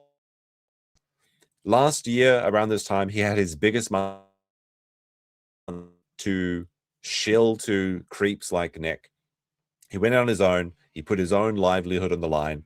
And, he's been good to me. He's been good to John. Not as good as he could have been, apparently, because if you use code Jubal, you apparently get 15% off. But alternatively, you could use code COPE, COPE, to get 10% off of the Dragon's Treasure delicious apple cider tea. I think I saw some Sean and Code Cope memes in Jim's stream as well, which was very funny. A couple of you guys are having a bit of a giggle. So that's why I wanted to mention it. But yeah, thedragonstreasure.com. Let me put up the thing. There you go. Gotta turn off the thing. There we go. The Dragon's Treasure, 10% off with code COPE. A haven for anime and tea lovers. Apparently he's working on the art as well. So maybe the AI Guna girls are going to be replaced with hand-drawn things or something. I'm not sure.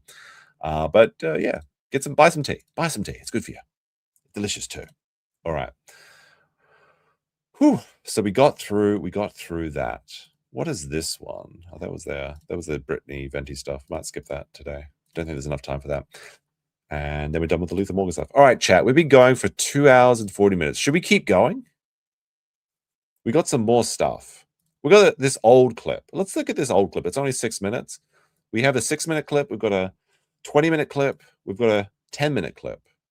What do you guys want to see? He's robot maxing? The cortisol levels are critical? Maybe the internet's working. Maybe it's not. We'll keep going. Let me know how the audio sounds throughout this clip. All right. This is an old clip from, when was this posted? 4 years ago. It is Yellow Flash and the Quartering argue on stream.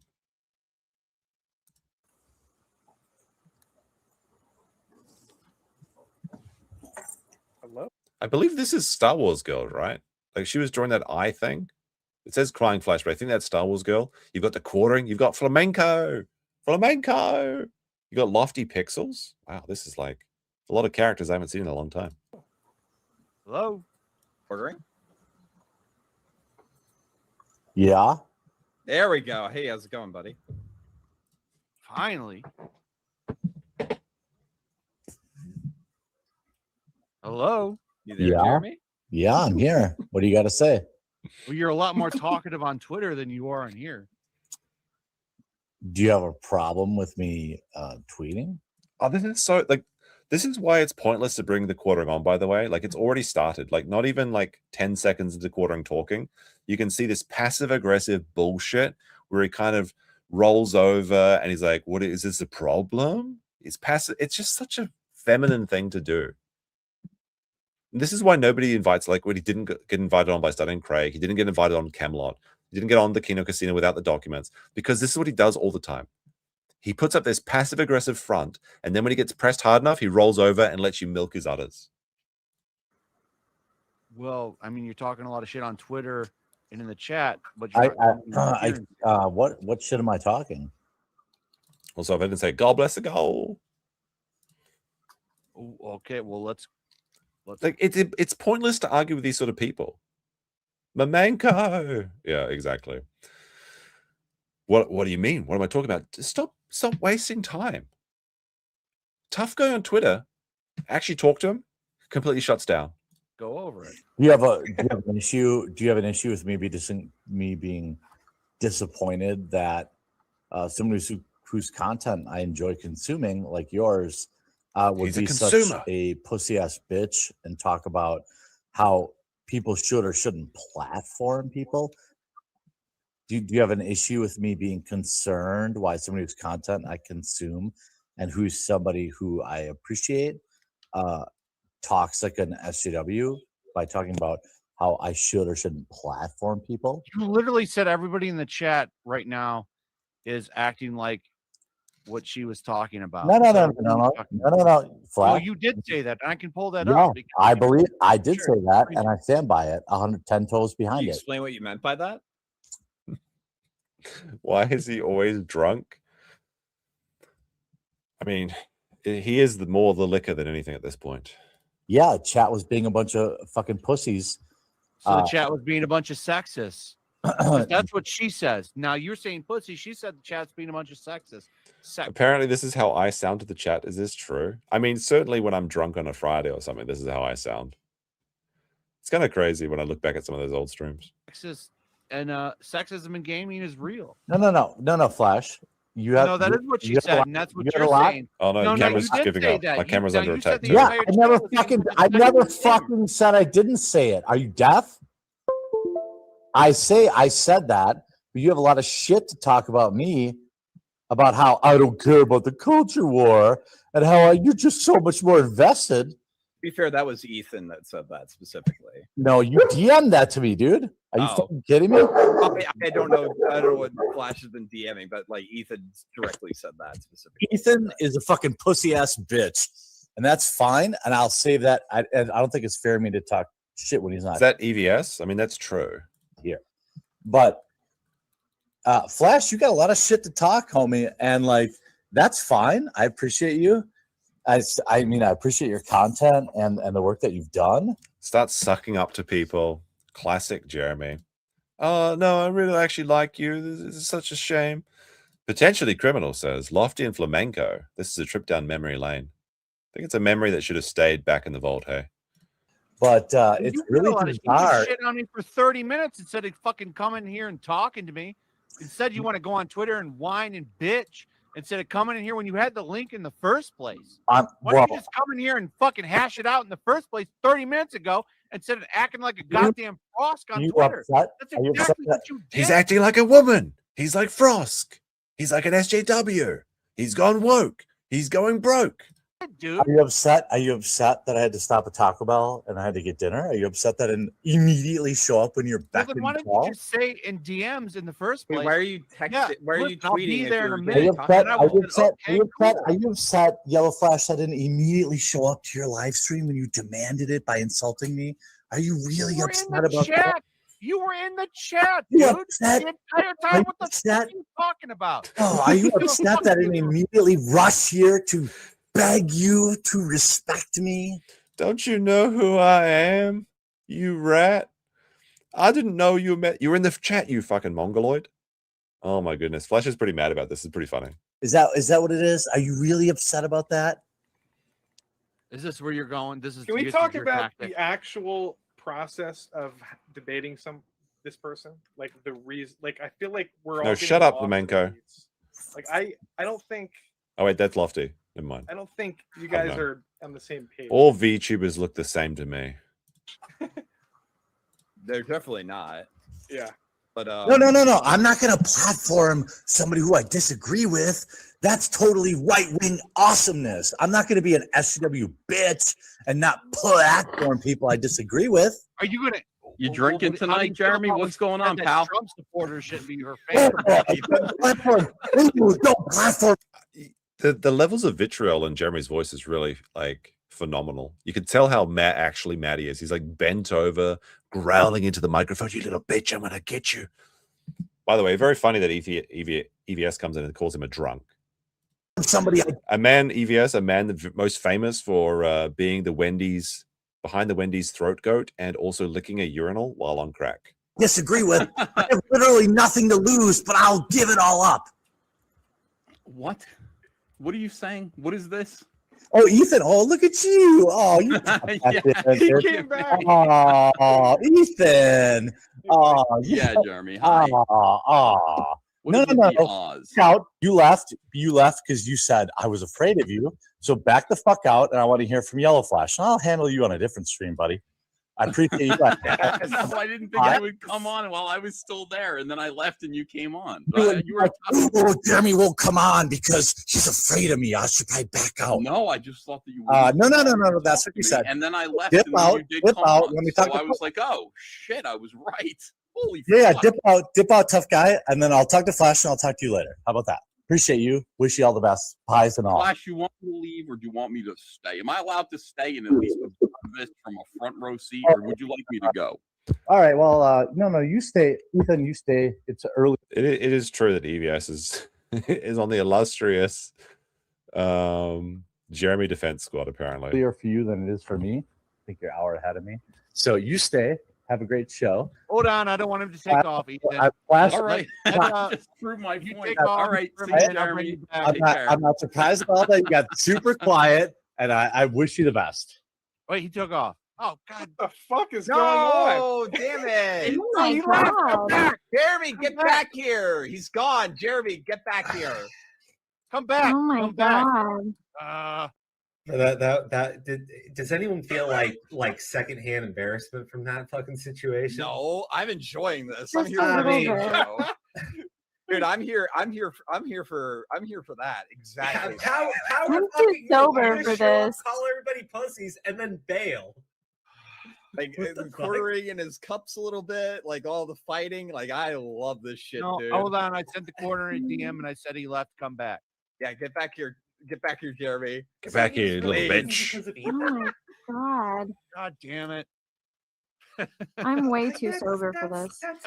I'm gonna fix that problem right now myself. They're getting drunk. I haven't drank at all, but I'm cracking them open now. I'm here for this. This is, Come back. I wasn't Jeremy. expecting this to happen tonight. I was just gonna be here, be chill, play some Pokemon with everybody. We could have worked this out.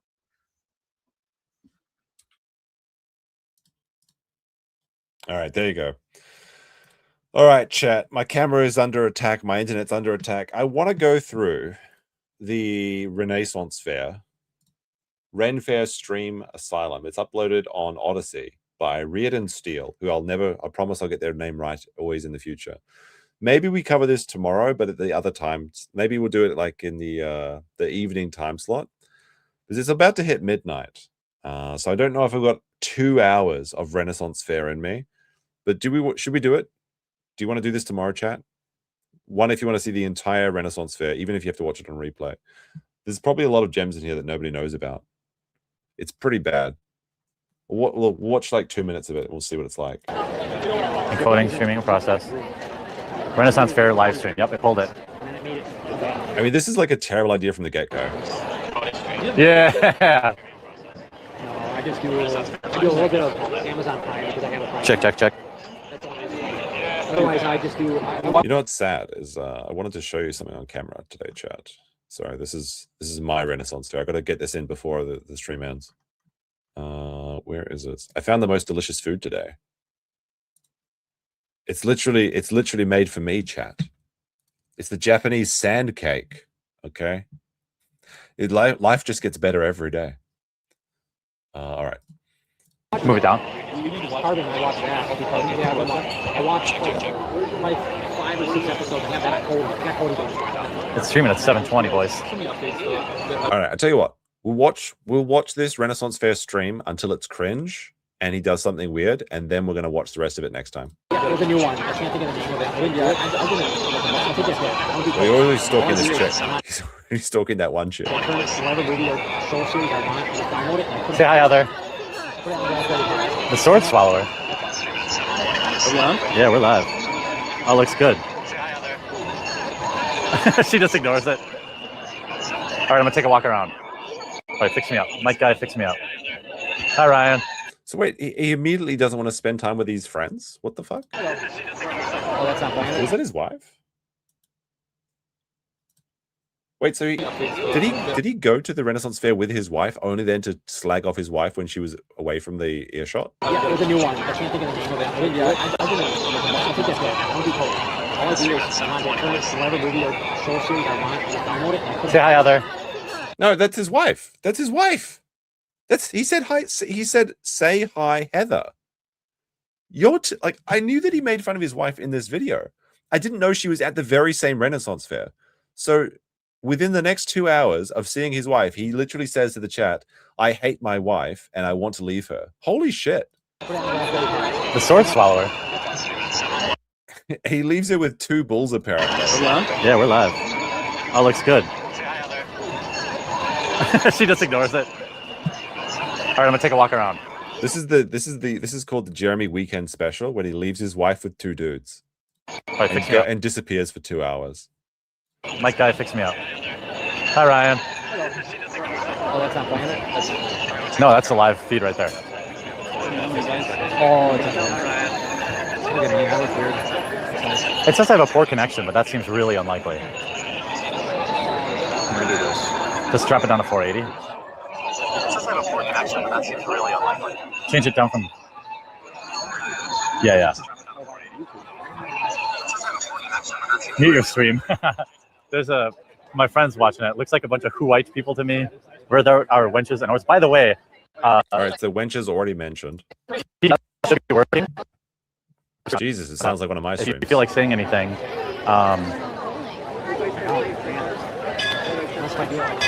hey buds, appreciate you. It says so TTS should work. So these little things should play your TTS. And then wait, so he was talking the TTSs that are coming through where he's talking about the women he wants to fuck. It was playing it to the crowd. Oh Jesus, that's so fucking cringe. We're going to do a walking tour of the entire Renaissance Fair. So we've got a full day of entertainment planned. Got the lav mic so you can hear it. And we should be good. Oh my God, he waves like a little child.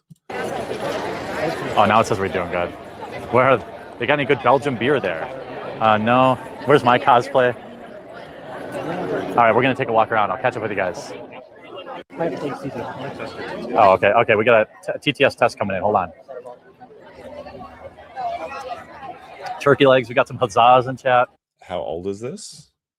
Approximately, I think it's like 10 years old. Basically the same age as the women that Jeremy's creeping on. Somebody with a 5 says his hairline is under attack by the witches. Turkey legs and artichoke combo. Where are you seeing that? Oh, yeah. It was like literally right behind Jeremy. There are turkey legs. Awesome, dude. Best stream ever. They're fake turkey legs, though. Are they fake? Why do you say that? They are. Yeah, I don't know about all that. There's no way this is 2 years old. If it was 2 years old, Jeremy has lost a lot of hair and gained a lot of weight. Is there any LARP there? Yes, there is. We're gonna walk around. I'm just testing the TTS here. Hold on. Can you just record the wenches? Sure. Let me find some. All right, so they've literally already started hunting. The girlfriend quest has begun already. Hold on.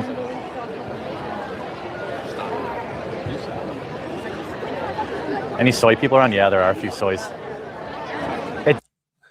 The audacity of calling somebody soy when you look like Jeremy. He is the actual embodiment of a Reddit moderator. He's fat. He's unkempt. He looks smelly. He's got a big, bushy beard that has not been trimmed in the last 10 years. And he's going to call somebody else soy? He has the soy body. Did you think I have to restart the stream? Because it's still saying trying to stream at... It says poor connection, but nobody's complaining. I think it's because of everybody using it. I did when I was on mine. I had to reset it so the new bitrate to take effect. Okay, I'll be right back, guys. I'll be right back. Oh, okay, hold on. I think it's just too many people on the network. All right, we're testing the TTS, and I'm going to relaunch. Like, does he really believe he's like some Chad? Like, does he think that he's like football player, 6-pack abs, muscular or something? Like, he's just an ugly, fat old man.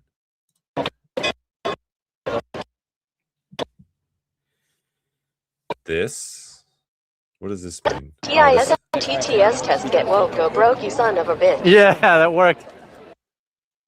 Holy shit, the cringe of it all. The first TTS was go woke, go broke.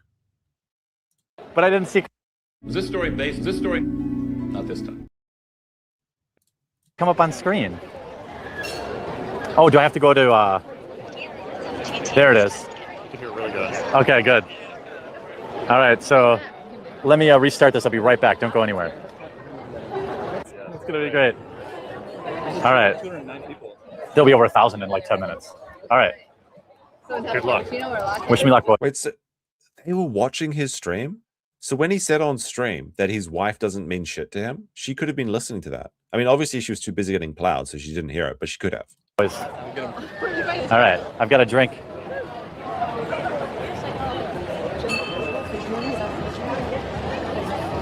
All right, it's been let loose.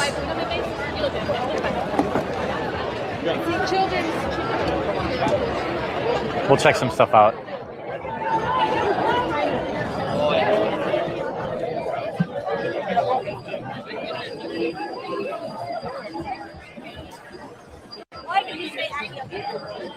Something going on over here. Let's see what's going on.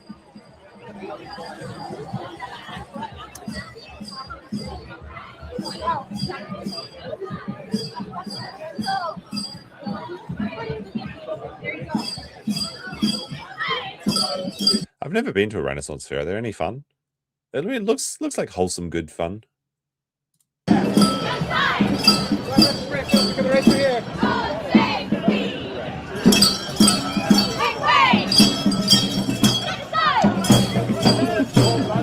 Brandon's not fun.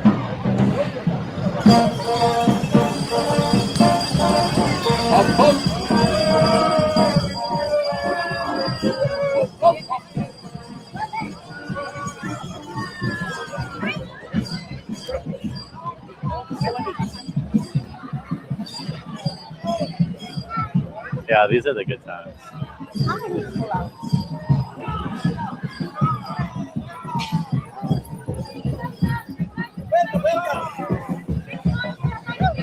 This guy's like this is like the Renaissance fair, Chad. Hey! Welcome.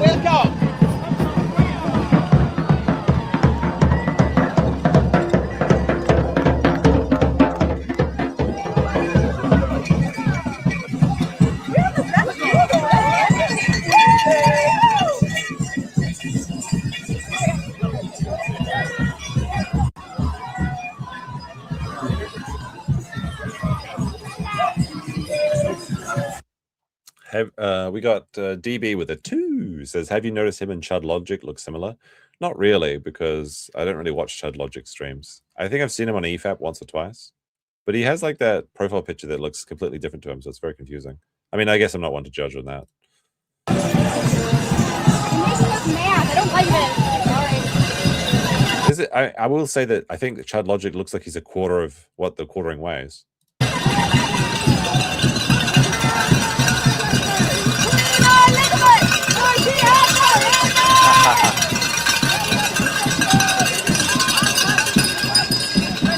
You guys are the best. Oh, your flag is 10 minutes long. What's this?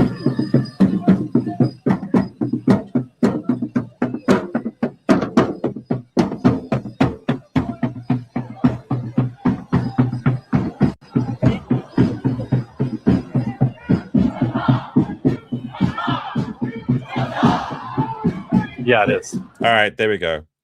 He tilted the camera down to look at this chick's ass. That's the first instance of being creeping. I mean, there's been a few of them, but like that one's the most clear one, I think. All right, chat.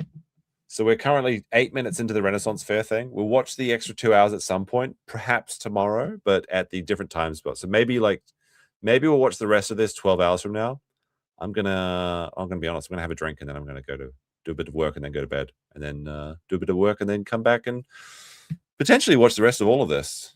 But my camera's under attack. My internet's under attack. Hope you guys enjoyed that. Thank you for big support today. And we'll continue to cover the Jeremy situation. I mean, to be honest, I want to say, if Jeremy does no more cringe stuff, there'll probably be no more Jeremy streams apart from this Renaissance Fair one that I want to go through. But every time I think the cow is out of milk, somehow, some way, Jeremy comes back. So I'll leave you with the best Jeremy clip. And until then, peace. We're opening a free grocery store sponsored by Polymarket, but it was only going to last like a week.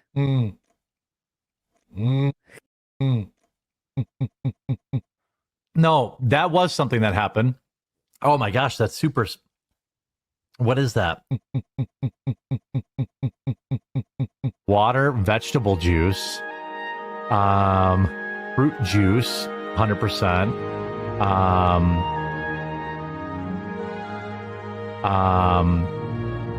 Black tea, green tea, natural flavors, vitamin C. It seems like a much better alternative if you have to drink. I have to drink. I do like V8 and like a Bloody Mary, but no one. Oh my gosh, that happened. But it's non-GMO, gluten-free, no artificial colors, no sugar added.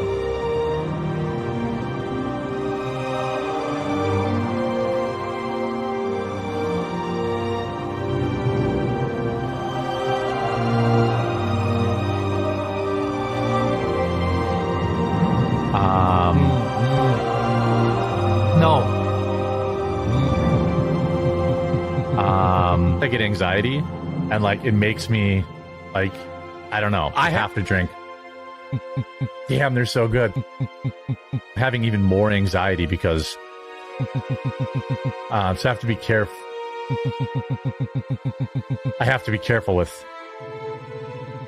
It definitely helps. Having even more.